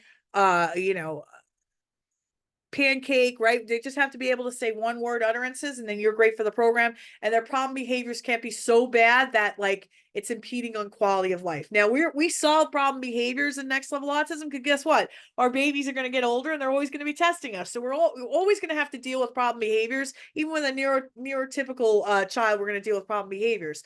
But what I'm talking about are like problem behaviors, like they are running away all the time, they're self-harming, or they're hurting other people. If you don't have potty training done, if you're struggling with communication skills, or if you're struggling with really debilitating problem behaviors, we have a program that works specifically for the big three, and that's our Champions for Our Children masterclass program. We have some next level autism families in the chat tonight, as well as some next level families. They could attest to how wonderful this program is. If you need help with those skills, then you want to just email me at michelle@michellebrodgers.com, and I can tell you more about that program. We could talk more about that program over email. But next level autism is specifically for families who have children that are potty trained, who have children that are saying at least one word utterances, and children with minimal problem behaviors. So when we are working together, why is it so fabulous, right? Why, could you go off and try and do this on your own? We talked about that, right? That was option one. We could do it, but what happens when we hit a road bump? What happens when I ask somebody for a play date and they say no? What happens when I make a friendship and then they don't want to be friends anymore, right? What is so fabulous about being a part of a membership like this is that we're going to be working together, and I'm going to support you through the worry, the anxiety, the tension that might come up while we're teaching our baby these skills. And we're going to repeat things often in the program. I'm going to answer all of your questions, so you're never going to leave confused. And I'm going to help you to coach yourself into self-belief, right? We're going to coach you to believe that you're capable of doing this for your child. And you could teach them anything. This program is going to be the way. It's going to show you how we do it. And in this program, we're going to help you to find the courage to take action. If you're shy, you've major social anxiety, it was so interesting when I started teaching conversation skills and social skills in next level. So many moms in the program already have said, like, I have social anxiety, and a lot of this is very triggering for me. And it was triggering for me too. So we were getting triggered together, but we help each other. I'm going to give you the courage to take the action that needs to get done here. And I'm going to help you to stay consistent and constantly doing the work to get those next level skills done. And I'm going to help you to evaluate the action. We don't fail. The only way you fail your child is quitting. The only way you'll 100% guarantee that you won't get these skills, these next level skills for your child, is if you stop working at them, right? We're going to help you evaluate the action. We're going to help you evaluate all of the learns, and then we're going to get you the wins. And we're going to break down the how. We're going to break down all of the nuances on how I do this. I'm going to give you very specific examples, just like I did tonight. We're going to really break it down on how to teach these skills. I'm going to educate you on every detail, and we're going to chip away at any misunderstandings. We're meeting weekly on my calls alone. You're meeting weekly with Risa on the mindset calls. It's like your therapy session call. And we're going to be meeting weekly with the behaviors. Like I said, I'm street trained. They're formally trained. And we're going to chip away with any misunderstandings so it's loud and clear of exactly what you want to do. Not even joking. And Ask a Coach alone, over the last week, I've helped a mom potty train just in written form on Ask a Coach. We can do that for bike riding. We can do that for making friends. We can do that for stopping problem behaviors. Or everything you need is in this program. And I'm going to give examples and stories to help you absorb the teaching. And you can't do it alone, and you can't do it in one night. This is Tanya. When Tanya met me, she says her daughter Mallory was dealing with a lot of sensory issues, and I didn't know how to help her. I learned that Mallory was feeding off of my nervous energy before coming to your program. She was a wreck because I was a wreck. In only 3 months of working with Mallory, working with us in the program, Mallory is sleeping better. She doesn't have meltdowns anymore and is communicating, and mom feels amazing too. She's happy. We are communicating. Tanya told me with a big smile, and she just told me she wanted a popsicle. And I tell everyone it was a blessing to find your program because I was at my lowest, and to connect with other parents with similar struggles and hear their stories of triumph was empowering. Remember Secret 5, community. To the families that are pondering the dollar amount, I'm a divorced stay-at-home mom. Money is always an issue, but the outcome is worth the investment. Seeing your baby happy and thriving, there's no dollar amount. Thank you so much. So if you are ready to teach your baby the next level things, I want you to join the Next Level Autism membership. The doors are open. We're going to go beyond the basics. We're going to teach advanced conversation skills. We're going to teach life skills and more. We're going to teach riding a bike in there. I'll tell you some of the courses we've already done. We did riding a bike, schedules, creating schedules for our babies and for ourselves, social skills and conversation skills, friendship making. I'm trying to think. We've already done so many trainings in there, and you're already going to have instant access to that as soon as you join. So you can click the link in the chat box. You can scan the QR code there. If you want to pick the plan that's right for you, if you take the 12 months, if you commit to doing this with me for 12 months, we're going to have 12 months of seeing each other every week, being able to talk about these skills and keep building on these skills.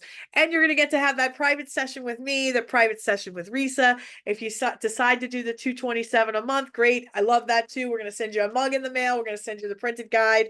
But this is a special just for you guys coming live tonight. And you can click that link to join here. All righty. Awesome. So while Jen is getting ready, I'm going to answer some questions. I'm going to stop the share so I can see what's going on. All righty, let's see what we got here. I'm going to answer some questions in the Q&A. I want to homeschool because my baby acts the same way. Do you think if I homeschool, it's a bad idea? So this is really interesting. One of the people I'm thinking about bringing into Next Level Autism is a homeschool coach and curriculum creator so that she can help us to advocate if that's a decision that we want to make. And I'm not necessarily against that. I guess I don't think it's a bad idea. I guess I'd want to understand some of the reasons behind that idea. Because here's the thing, school is such an amazing facilitator of creating next level skills for our babies. One of them being social skills, right? Because if I'm homeschooling, there are cohorts, and that's why I guess I would need to understand more of what you're thinking. There are cohorts where you actually get to go out and meet other children that are homeschooling, but school provides that day in and day out interaction that I know my daughter needs to continue to grow and develop her social skills. All right. So if you were looking for the big three, somebody just put I'm going to put it in the chat. If you still need to get your child potty trained, communicating, or stopping problem behaviors, the Champions for Our Children masterclasses for that. You're just going to send me an email to michellebrodgers.com. Next Level Autism membership is where you go when you graduate. So we have some masterclasses in here. Get motivated. Karen is a great grandma in our program, taught her great grandbaby to potty train, got him communicating, and she is a part of Next Level, and she was a part of the masterclass first, and he's doing amazing, she's doing amazing, and this is what I want for all of you. So if you're still struggling with potty training, communication, stopping problem behavior, you want to just email me at michellebrodgers.com. But if you're ready to do Next Level and your baby, all you need to have to join Next Level is your baby needs to be potty trained. And if they're having like an accident here or there, we could solve that Next Level. I just want a child that for the most part wears underwear 80% or better of the time, is not having accents. Welcome. You're welcome in Next Level Autism. If your child is able to express wants or needs, just one word utterances. I would even take word approximations. I'd probably want to talk to you, but I want to take word approximations. So if they're like, wow, for water, or for cookie, because that's how my daughter started. So this is a very fluid decision I'm making in my mind here, that if they can just do that, you're welcome to join Next Level Autism. And 9 times out of 10, intense problem behaviors exist because a child can't communicate. When Juliana was 13 months or 14 months and she started having tantrums all the time, it was out of frustration. I remember feeling like I felt her energy was just pissed and angry. As soon as I taught her sign language, it stopped. But you can't just stop. You can't stop there, because what happens is that as they get older, their communication needs become more sophisticated. So we have to keep building on that. So if your problem behaviors, if they're potty trained, their communication, they're able to express either word approximations for wants and needs, or they can say one word utterances, and they have minimal problem behaviors. That we're going to address problem behaviors. That was one of the biggest. Actually, I just did a training on it a couple weeks ago, because we have families in there that have older children, teenage children, that still throw pretty bad tantrums, but they're potty trained and they're communicating. Then I went through a whole specific. We have to understand that there's only 5 functions of any type of problem behavior that your child exhibits. And once I understand the function of each time they're exhibiting a problem behavior, I can create the solve. And that's what we do in the program. How much is the program? So the program is $1,997 if you commit to 12 months. I think 12 months is a great amount of time to spend with us. I think that we're going to get a lot done. There's so many things. There's so many layers to the next level onion to be had, right? Because there's so many things you need to learn past the basics, that's why it is a membership and not a program with a start stop, because I'm still next leveling with my daughter. So if you decide to commit with us for tonight, it's $1,997 for the year, and you'll get those bonuses. Or you can do it month to month, and that's $227 a month. But if you commit to the year, you're going to save close to $800. You also get the private, you'll get a private session with me. You'll get a private session with Risa. It's definitely worth it. I think Karen said it too here. She says it's worth it.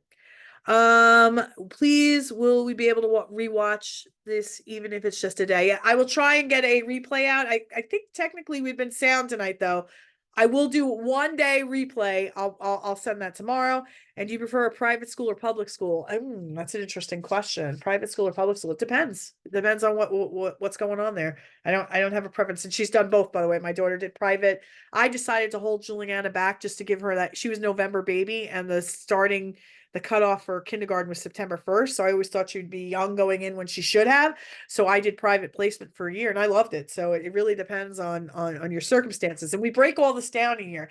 Well, not only am I going to help you to teach your child all of the important life skills they need to thrive, next level, right? We're going to talk about how to advocate at these IEP meetings, what to ask for at these parent teacher conferences. What are the goals that you want to work on, right? I'm going to help you to focus on what you need to focus on to help your child thrive. I'm going to give you the support you need to be the best advocate as well. Help you through making decisions like this. Hey, Michelle, should I homeschool? Well, let's talk about why you would and why you wouldn't. Hey, Michelle, should I do private or public school? Let's talk about why you would or wouldn't. Okay. All right. Perfect. So, Jen, are you ready to do some wheel of names? I'm going to say I answered this one live. Answered this one live. This one live. We'll do a replay tomorrow. And answered some there. Anybody have any questions? Join next level here. Do you accept Step Up for students for payment? I don't know what Step Up is. You can send me an email and we could check it out for you.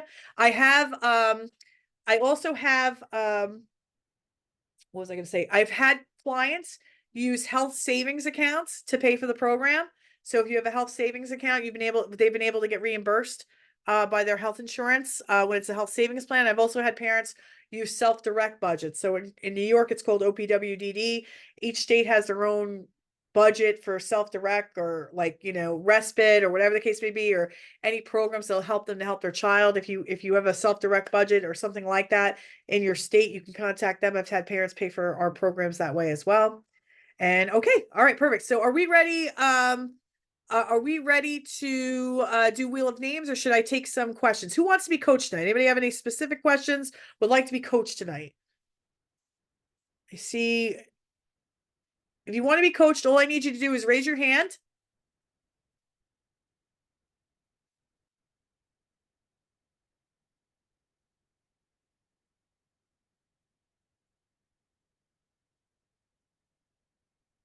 Danielle wrote, I got my daughter 5 potty trained. Michelle's email. Put that in there here for you. That's me, by the way. And Patricia. Is Patricia here? You got to make sure she's here. Otherwise, she can't. You Yeah, got to be here to win it. All right, Patricia, you're going to send an email to Michelle at michellebrodgers.com with your address, and we will send you out a Champions for Our Children mug. Amazing. All right, let's do some coaching. I see some hands up. All right, perfect. I am going to start with Monea Robinson. So what you're going to do is your screen's going to flash. I'm going to bring you up as panelists. Just make sure you're in a quiet place where you can get coaching. I have good audio. Video would be lovely.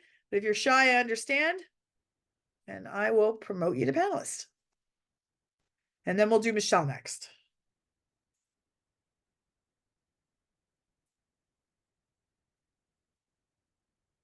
Trying to go through here to see if I have any questions.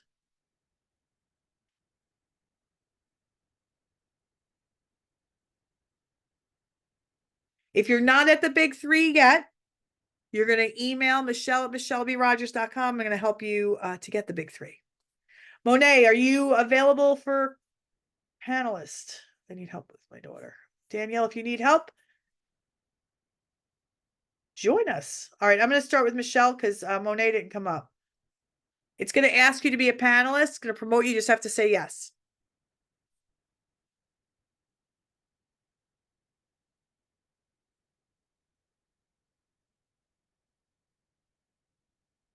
One Michelle to another. hello. Hi, how are you? Did I lose you? There you are. No, I'm still here. Sorry. No worries. How you doing? I am doing fine. So I think my biggest question really is for emotional regulation, or when things escalate from 0 to 100 within a few seconds. Okay. So my child, he yeah. speaks very well. He's in BCB, he's in ABA. He's been in a lot of therapies. I've been very much pushing for a lot of therapies, and he was young, so he does have his language skills there. The problem is now when he is trying to express, when he gets frustrated, he gets upset very fast. And it goes immediately to like, oh, it's the end of the world. I failed. I'm fired. And we're always trying to work with him through like, no, it's okay. It's not that big of a deal. Like, I'm having more trouble with his emotional regulation and like how to understand a situation. Got it. How old is he? He's 11. He's just starting the preteens at this point. He has begun to have some more behaviors right after his 11th birthday. Okay. It was like right after his 11th birthday, there was a switch flip, and then there was more to it. It's like pre-puberty time. So when did he turn 11? Yeah. March 3rd. Okay. What's his name? Wesley. Wesley, got it. Okay. So let me ask you a question. So right now, Wesley's potty trained. Just want to verify we got the big 3. He speaks beautifully. Mm-hmm. And the only thing that's seems to have just kind of popped up is this emotional regulation issue. Yeah, it's like he becomes very frustrated. When he becomes frustrated, that's when he starts to have like a meltdown. And it's that those behaviors come up when he becomes frustrated. And I feel a lot of it has to do because he's having difficulty properly expressing his emotions, or how to understand the situation, like the seriousness of a situation. Okay. What have you tried to help him through this? Like, what have you tried to kind of help him be able to regulate his emotions better when he's frustrated? So we have deep breaths. We have a little piece of paper that I carry with us. How big is the problem? Do we need help? How do we ask for help? Let's take some deep breaths. Is it something that could be fixed by ourselves? Or do we need to ask for assistance? He has a few different charts for breathing. He is in ABA to help him as well with this, because we are working on his emotional regulation and social skills. He does get help from other services as well. Okay. What do you think the problem is? Why do you think that you're still struggling even though you have all of these things in place? I'm not sure. I've been trying to figure it out. I myself used to help kids with ABA, so I try to remember some of the steps that I did. I work with adults who are also different, have disabilities, and I help them with work. So I try to take my own knowledge and try to help it there, but it's hard because I went from working with kids and then I work with adults, but I've never worked with an adult, somebody coming into an adolescent stage where now hormones are starting to begin, and I'm worried that is it what's making him become more frustrated now? Is there something I'm not sure? I've always heard parents say that when it comes to children on the spectrum going to adolescence, it can go either or, and it's tough for anybody, whether it's a child on the spectrum or a child with no disability. They always tell me it's gonna be one whirlwind. And it's kind of like, well, what should I expect then? How can I help him when it's so hard for any child beginning that stage in life? How can I help him to properly express when he's getting to that level? My Got biggest concern is if he gets frustrated and he lashes out. At this point, he's beginning to start middle school. If he lashes out, I mean, Yeah, to be kids in social. middle school, kids in Yeah. middle school are more. They don't, I feel like they don't care. They'll get rough and everything, and that's my concern. Like he doesn't understand if he's just getting frustrated. He doesn't mean anything maliciously, and it scares me and concerns me so much at the same time. Okay. Are you willing to do whatever it takes to get this outcome now? So even if we were to work together, are you willing to do whatever it takes to help him get emotionally regulated so he's not getting so upset, improving his social skills, improving his how he responds to frustration? Yeah, I'm in so many different services for him right now, and we're constantly looking for more. I've I've gotten help with the hospital and everything as well. Okay. Are you willing to do whatever it takes to get this outcome now? I'm not talking about for him. I'm talking about for you. Yeah. Okay. Are there any non-negotiables to getting it done? Um, More or less just Is there anything that my, you're not willing to do to have this be done? Like he's good. I feel safe. I feel comfortable for him. I'm not worried about him.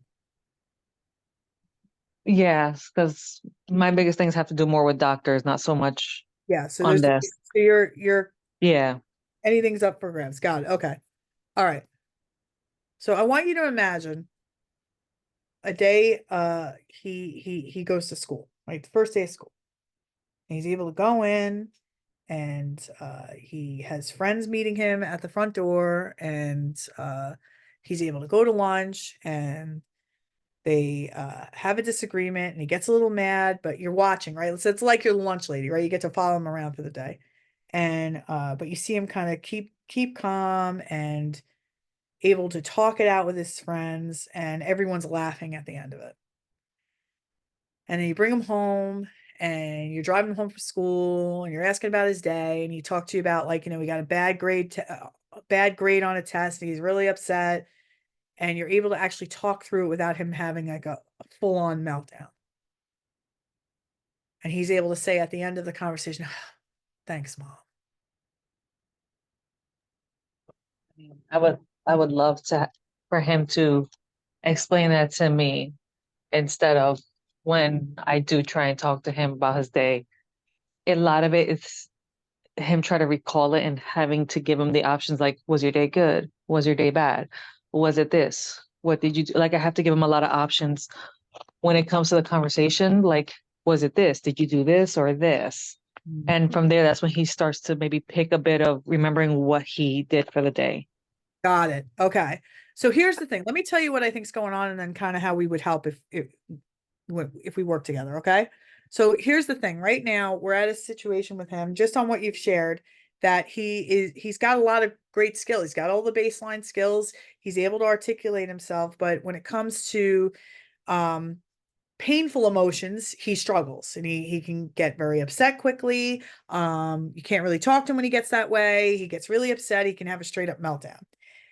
What you've tried is you tried to do deep breaths. You tried to ask him, how big the problem is. Do we need to ask for help? You tried to give him some tools to work through it, but everything that you've tried at this point has been hasn't been working that great. So I asked you, why do you think it's not working? You said, first you felt a little like unsure. Then you started to tell me about, maybe it's because, he can't express himself and, I don't know how to help him. You also said that people have told you, and I've heard this too, by the way. Now I'm about to enter this myself, right? That's one of the things I love about Next Levels because we're all going to be doing this together. But I've heard this, and I've actually, not only have I heard this, but I've seen this happen where it could go one way or the other, right? And this is what you've heard, and now your brain is absorbed that we're at a very crucial point, and this could go one way or another. Mhm. Here's the thing. The only thing that's happened here is that he's got some great baseline communication skills, but he hasn't been taught to articulate past what he has, right? But the real problem isn't that. The real problem is I'm thinking that this is now outside of my control because I've heard this shit about a whirlwind and I don't have any control over that. When I think of a whirlwind, I think of I visualize a tornado that's coming and either it's going to hit my house or it's not. And I'm just bracing for impact. And when I'm in that state, and when he gets upset and I'm already in this brace mode, there's no way I can help him.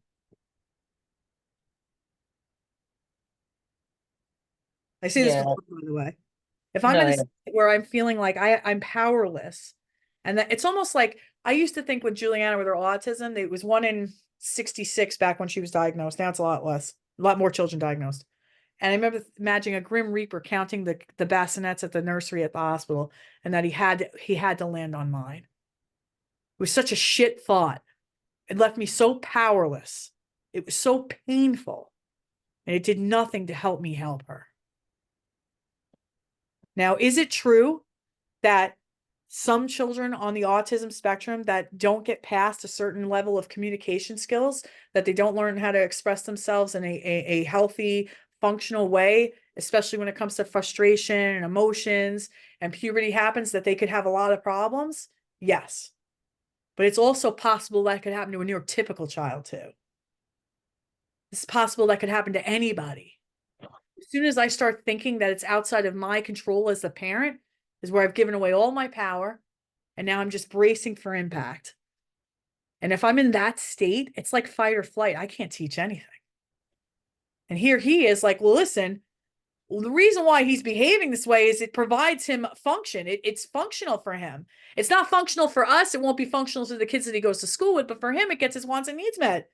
It gets shit done. It's effective. And as long as you think that I can't do this, and as long as you think that this is outside of your control to teach me, I'm just following your lead. Like, great, you think I can't change, or you think this is just some whirlwind that's about to hit us, and either it's going to hit us or not. I don't see the value in changing. I can get my wants and needs and express myself this way and still get what I need. Listen, if he wasn't getting some payout from behaving this way, he wouldn't continue to do it. One of the things that had got me concerned is for sometimes certain behaviors, he has been punished in the past. And mind you, it was one very severe incident, and that's what warranted the one punishment. Like there was an actual you're grounded for this amount of time. These are the rules you have to follow. And in that moment, he saw it as the most traumatic thing that has ever happened to him because now he's so fixated on the fact that, are you going to ground me? And I've told him before, no, you're not going to get grounded. And I've explained to him the reason why he got grounded. And he understands for what he did at that time was so extreme and 100% not appropriate, that there was a reason for him to get grounded. And he hasn't done it again, but now he's so nervous about anything he does that's possibly not good, would warrant him in that same situation, even though I've explained to him multiple times. Right. So then my brain tells me that I've traumatized my son and I'm scared that I'm going to do more damage. Well, all that happened was you made a point. If you behave a certain way, there's going to be a consequence in our home.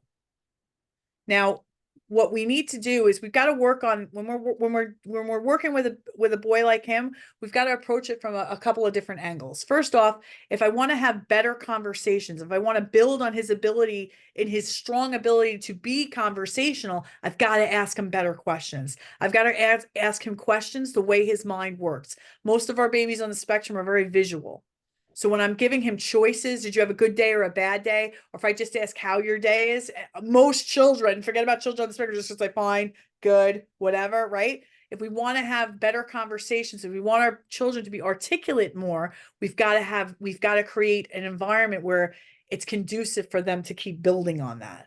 So there's a few different angles that I would take with him. But the number one thing that we'd have to work on first is the trauma that you've experienced with hearing this bullshit about this whirlwind that, hey, it could go either way. And I agree, it could go either way. But guess what? It can go either way for anybody. But as soon as I start thinking that autism is the reason why it could go that way, and autism is outside of my control, and autism makes it so that he can't learn, which is really what's the real record that's playing on the back of your head, then I can't teach him in this state. And then I go and I punish him, or I give him he gets a consequence for behavior I don't want him to repeat. He remembers that, brings it up, and now I think I traumatized him. So what we want to do, and this is what we do in the program, is I want to give you the support to work this from all different angles. First, you have to understand that the behaviors he's exhibiting are servicing him. We have to get into an environment where that stops servicing him. If like sometimes when he behaves a certain way, there's a consequence and sometimes there's not, he's going to always attempt it because sometimes it works.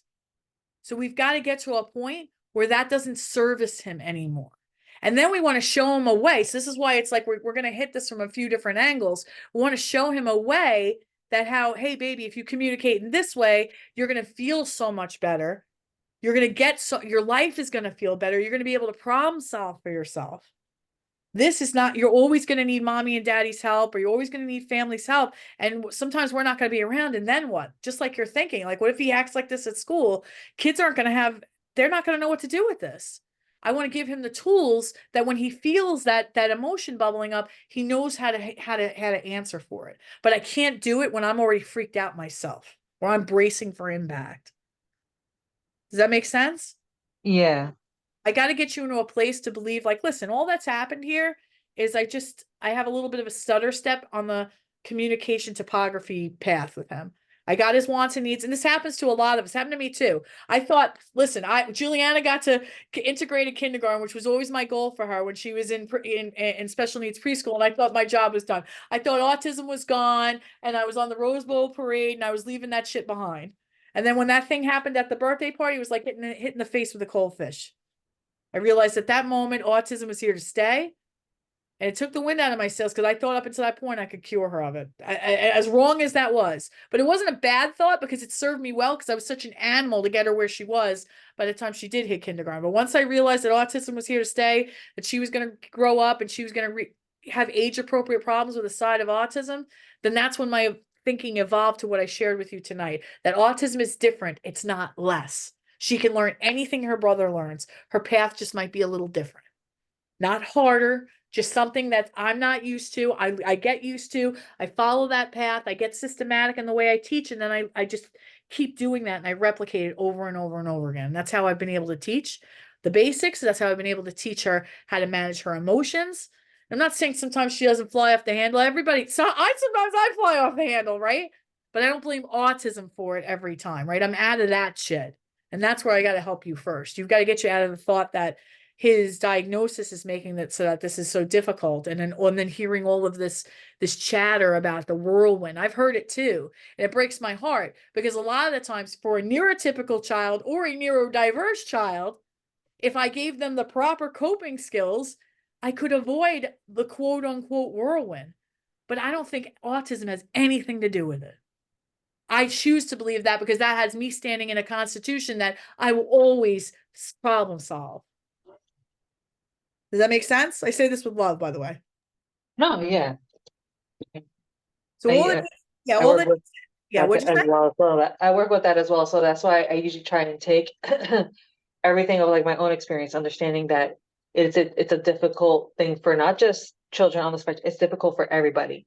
Yes, I look back on my own experiences. I was like, well, yes, I was a horrible teenager. So, I mean, yes, right? It like could have went it's one definitely way gonna or be another for you too, right? You turned out all right.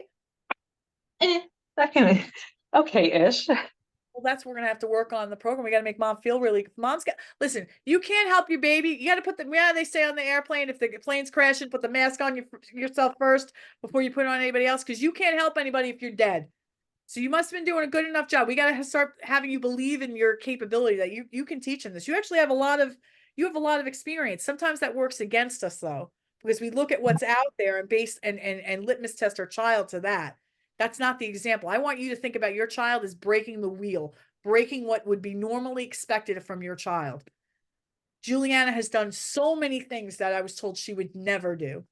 I have so many cards and voicemails and I've kept over the years of like, Juliana, I've never seen a kid do what Juliana did. Why couldn't that be Wesley too? I got to believe that.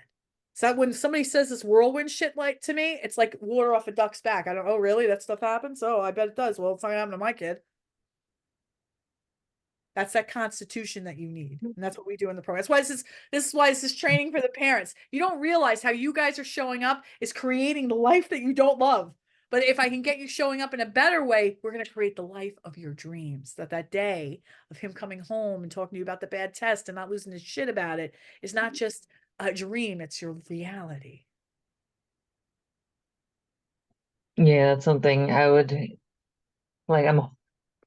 Like to me, I know like it's gonna be, I don't know how it's gonna be in the next few years, especially as everything begins to kick in. And I know I'm just like, I just hope I can, like, I want to see that day where he can come to me and be like, Mom, um, I'm, I think one of the biggest things I want to see is like, Mom, can I invite my friends over? Or Mom, can my friends come over and come swim? Not all of a sudden say, Hey, Mom, I'm gonna invite the whole neighborhood because he has tried to say that before. I'm like, wait, hold on, I don't know who these strangers are. Please stop. Yeah, like listen, we're just the way I go about this, and somebody just wrote this here. How do you teach kids with autism better executive functioning skills? I'm very systematic about everything. The way I taught her the basics is how I teach her everything. Because when I had that thought, like, all right, how am I going to teach her not to befriend everybody? How's she going to know what a real friend is and a bullshit friend, right? I could get so overwhelmed. That's when I start spinning my tires out and I go nowhere. I got to get systematic in my head. At first, I've got to have the concept that I'm perfect person to teach her. I've already taught her so many things. How can I take how I've taught her those things and apply it to this? Nobody's ever done that before, but I bet I could. See how I think differently about myself. I'm not the way you talk about it's like, well, I hope for these things and I hope we don't go through this. And I wish it's almost like external to you versus like, I know we're going to have that experience. I'm not stopping until I get it. Very different energy.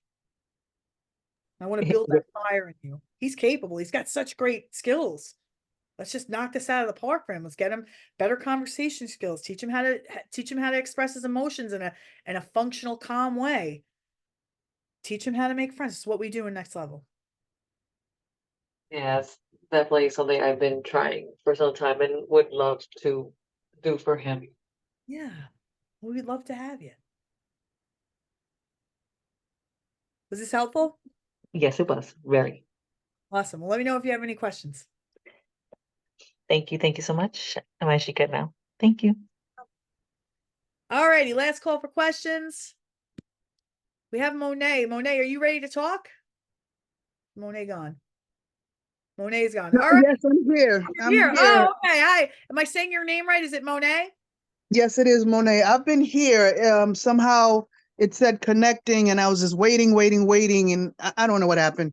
But anyway, my question is, so I'm the grandmother. I have an autistic granddaughter. I have 6 grandchildren, and she's 4 years old. She's in IEP. She was already diagnosed. She's saying she's parroting, I can't even say it, Love it. some of my words, when she wants water or she knows how to say her mom's name.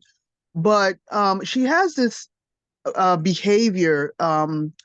We're trying to potty train her, and sh- you can tell when she has to go to the potty because she'll hold, herself, and then I hurry up and put her on the potty. But then after that, she wants to keep pulling the pull-up off. No matter Okay. where we are, she's pulling the pull-up off.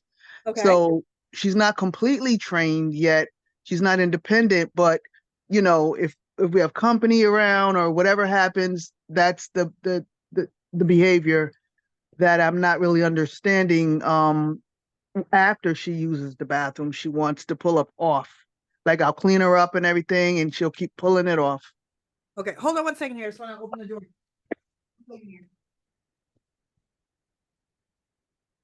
Door's open. Sorry about that. We're at Dance Nationals. Okay, so just so I understand, she's 4 years old. What's her name? Tamia. Tamia. Okay, so Tamia can pee and poop on the potty if you take her at set intervals. Is that right or no? That's correct. For the most part, yes. But sometimes she still has accidents. She does have accidents, and she sometimes she likes the way the poop feels, so she'll play with it and smear it everywhere sometimes. You know, that's another behavior, but she's not doing that as much anymore. Okay. But the pulling the potty off, you know, there can be like male family around, and she'll And pull it down. she's wearing pull-ups still. Is that right? Yes. Okay. What do you think the problem is? You know, you got her pretty far with this. What do you think the issue is that she's not officially potty trained at this point? I'm not sure, because I watch her, now it's summertime, I watch her sometimes, and I'm not really sure. I mean, I put her on the potty and she doesn't want to sit there. Okay. And when she has to go, she'll hold herself, and then I'll hurry up and put her on the potty. She'll sit there, she'll go, you know, but then she wants to pull the pull up off after I put a clean one on and freshen her up. She wants to keep pulling it. I think she doesn't like the way it feels on her skin, maybe. So why do you keep putting her in it then? The pull up? Yeah. Why do I keep pulling her in the pull up? I thought that was a potty training. So like, I guess my question here is like, if right now, if I take her at set intervals, she'll have a pretty successful day, right? But she's in a pull-up the entire time. But sometimes when people are over, she pulls off the pull-up and you don't like that. And sometimes she'll poop her pants. If I don't remember to take her, sometimes she'll use the pull-up and poop her pants and then play with the poop. Yeah? Yes. Got it. Okay. So my thought, so now I want to understand, like, why do you think she's not officially potty trained and you're not done with this already? Like, what do you think the reason is? I know you're saying that you're struggling to answer. This is why mindset's such a big part of my program. Whenever we're trying to problem solve and your brain presents you and I don't know, it stops working. So anybody who's feeling like this about this while I'm asking these questions, if I ask you a question and you're just like, well, geez, I don't know why she's not fully potty trained at this point. It's like the brain puts up a brick wall and all the possible reasons why she's not potty trained are behind it. So now that I've Okay. Well, explained it to you, what do you think is the reason that she's not I, done with it? I think she doesn't like the way the pull up feels.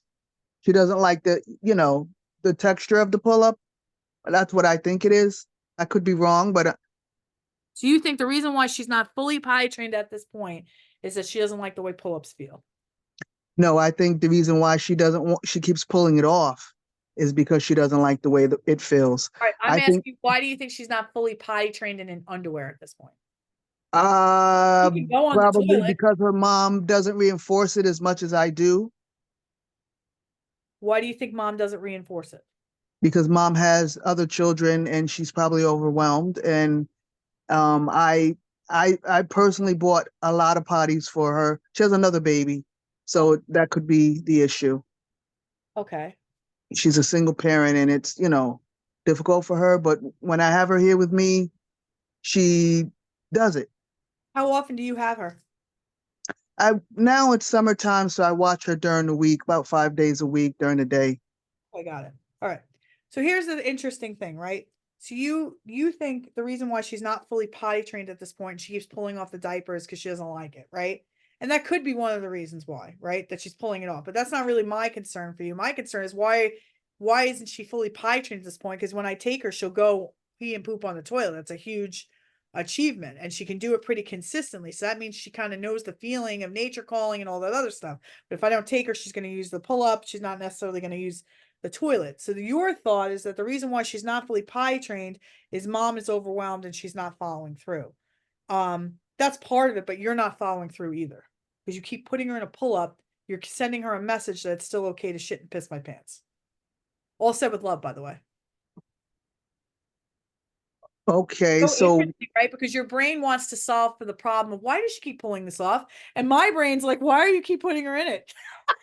Right? so what do you suggest? Because The I idea understand what you're here, saying, but yeah. Well, isn't first, that the purpose of a training pants? that's one of the biggest misconceptions of a Okay. diaper pull-up, right? So if you think about a diaper, right? When they come out of the womb, they're wearing a diaper, right? And that's all they know, right? They pee and poop in this, you change it, you clean it, they get back on their way. So they start from newborn to 1 to 2 to 3 until we actually officially potty train them. This is what they know, that this is what they do in it, right? And it's very convenient for them. They don't really see the value in doing it another way because this is the way it's always worked and it works pretty well, right? So it's so interesting because she's actually been potty training with you. And one of the biggest misconceptions out there with pull-ups, like this is the thing with diaper companies, right? Diaper companies, I don't know when the pull-ups came out, it had to be like early 90s or late 80s, right? Diaper companies came out and said, shit, we're losing our base when their kids hit 2 or 3 years old because they no longer need us. How can I sell more diapers? I'm going to make this thing called a pull-up that's really a diaper, but I'm going to tell you it's going to help you to potty train your kid. But what really is going to happen is it's just going to keep you in diapers longer and you're just going to keep paying me money to buy these. That's all that it really is, right? In fact, it's been studied that since pull-ups have came out, more kids are taking a lot longer to potty train because people think that pull-ups are the path to potty training when really it's just a lateral move. When you had your babies, were pull-ups around? Yes, When you had they your were. baby pull-ups around? Okay, got it. So, Yes, they were, but they were probably new. But I used the old school way. I used the oh, cloth diaper, and yeah, like a training yeah. pant. Yeah, like a training pant, right? Got it. So here's the thing, in her mind, as long as you keep putting a diaper on me, I don't see reason why to not use it. Right? I'll use it if you don't take me, and if you don't use it, I'll take it off, right? Taking it off because it's uncomfortable is her sign to tell you I'm done with this. I don't like the way it feels. Great. I love it. I want to use it as the motivator to get her officially potty trained. But if I keep putting it on her, because I think this is if you really think about it, you didn't even use them. Why would you think that that's her path for potty training? Unless I think that maybe there's something going on that she can't do it. Okay. You know what I'm saying? So like, and then I got mom in the background who's overwhelmed. Here's the thing, because I have a great grandma in the program and I've got grandmas in the program. Grandmas are like my biggest supporters, my biggest cheerleaders to bring themselves in as caregivers and parents that are caregivers, because they, back in the day, it was either sink or swim. There was none of this like coddling and this like inclusivity of like, listen, we should just accept and I love a world that's accepting and wonderful, but I know the world even today is cruel and stops for no one. And it's the best use of my time to get my child as ready for the difficult world we all live in versus me trying to fight the world. And what I love about grandparents is that they're that same philosophy. Either you sink or swim when we were kids, so you got to figure this out. And you didn't even have pull-ups back then. You used cotton underwear, reinforced cotton underwear. But the Yeah. reason why you're struggling with the thought now is because maybe I'm thinking that the autism is making it so that she can't fully get this down. Right. Right. If we talk about behavior, we do this a lot in my program. And I say this with love. I know sometimes I come off a little brash. I apologize if I felt that way. That's But fine. I just kind of say it like it is because it's just the way God made me. So, right. So the thing is like if behavior is the first language of all human beings, it's also the first language of our babies on the spectrum, but it's also our first language too. So you tell me that, listen, I want a potty trainer, but I'm doing things that are hindering our potty training by keep putting her in diapers. So why would I do that? Maybe I don't think she can do it. Maybe I don't think this is possible. Because if I really believed it, I'd be burning those things and we would just be in underwear. I'd solve my own problem. It's so interesting. Your brain wants to bring the problem. The real problem is, Michelle, she keeps taking the pull-up off when she shouldn't.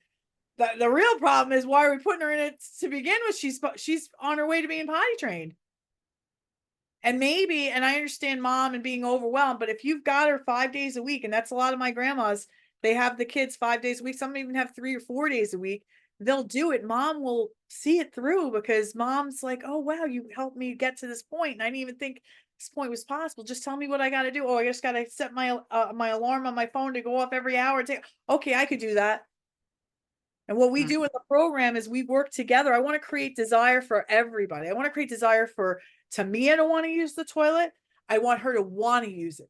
I want her to run to use it. I always make pie training like a Disney World experience in the masterclass. I want her to want to do this. Oh, I want her to want to do it. I want mom to want to do it. And I want you to feel like you can do this and that you don't need pull-ups anymore. But the first thing I have to work on before we get into the tactile is just work on like the thinking that's keeping me solving the wrong problem. So I understand what you're saying. I'm going to try with the cotton panties and see, the change in that. And is it okay if I email you to? This is what tonight's just a conversation, right? We're just having a Q&A. If you want my help, this is what the masterclass is about. So next level Right. autism for families with like the next level skills. If you want to join the masterclass, you want to get more information on doing this with me, because this is the thing. This is what I love about the masterclass, right? When I did this with Juliana, I had no one. So like when I hit road bumps, sometimes I'd sputter out for longer than probably I needed to because I had no support. Being in a coaching program, you have support. So when, let's say you do the cotton undies and now she's pissing, now what do I do? Right? You might feel frustrated. You might not know what to do. You might be like, see, this is why she's got to stay in pull-ups, right? If you have no sounding board to come back to and say, hey, I hit this roadblock, what do I do? You're likely to quit. That's why I love Right. coaching programs, because you're going to be Understood. with me and we're going to take this together every step of the way. I'm so impressed with myself and this mom that's in my program. She just started a week ago and she went from 7 accents a day. This is over the last 4 days and just ask a coach. That's that written platform I was telling you about in the program.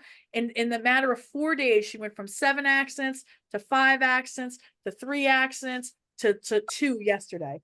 And she hasn't talked to me on a phone call once. It's just us going back and forth, doing it over just written.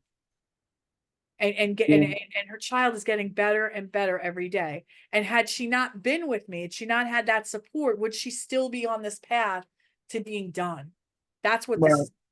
So yeah, if you're interested and you have questions and you want to talk to me about joining the masterclass, I'm going to put my email in the chat.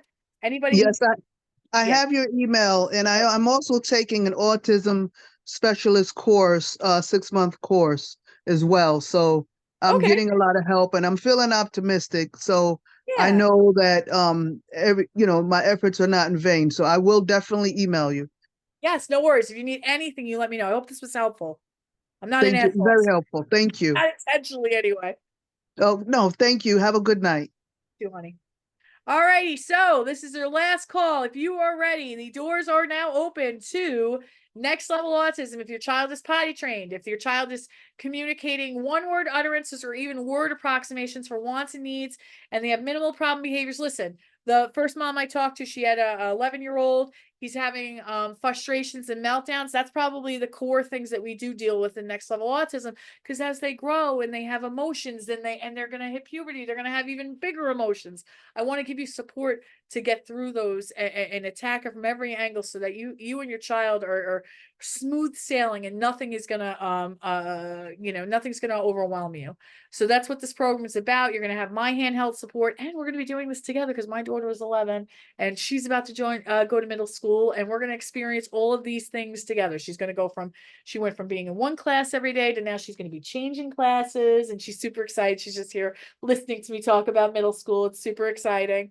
And yeah, like we're gonna be doing this together. I think that's one of the best things about Next Level. I'll tell you guys, like, I just told Next Level about a month ago we had to take her for a shot, and I didn't prep her well, and it kind of went a little backwards. She ended up getting the shot, and she said it wasn't as bad as she thought, but I wasn't expecting. I didn't prepped her or me well enough, and we almost had like a real rough moment, but then we actually got through. We had a good pediatrician, but like these are the things, right? We're going to go through this together. I'm going to share this knowledge with you.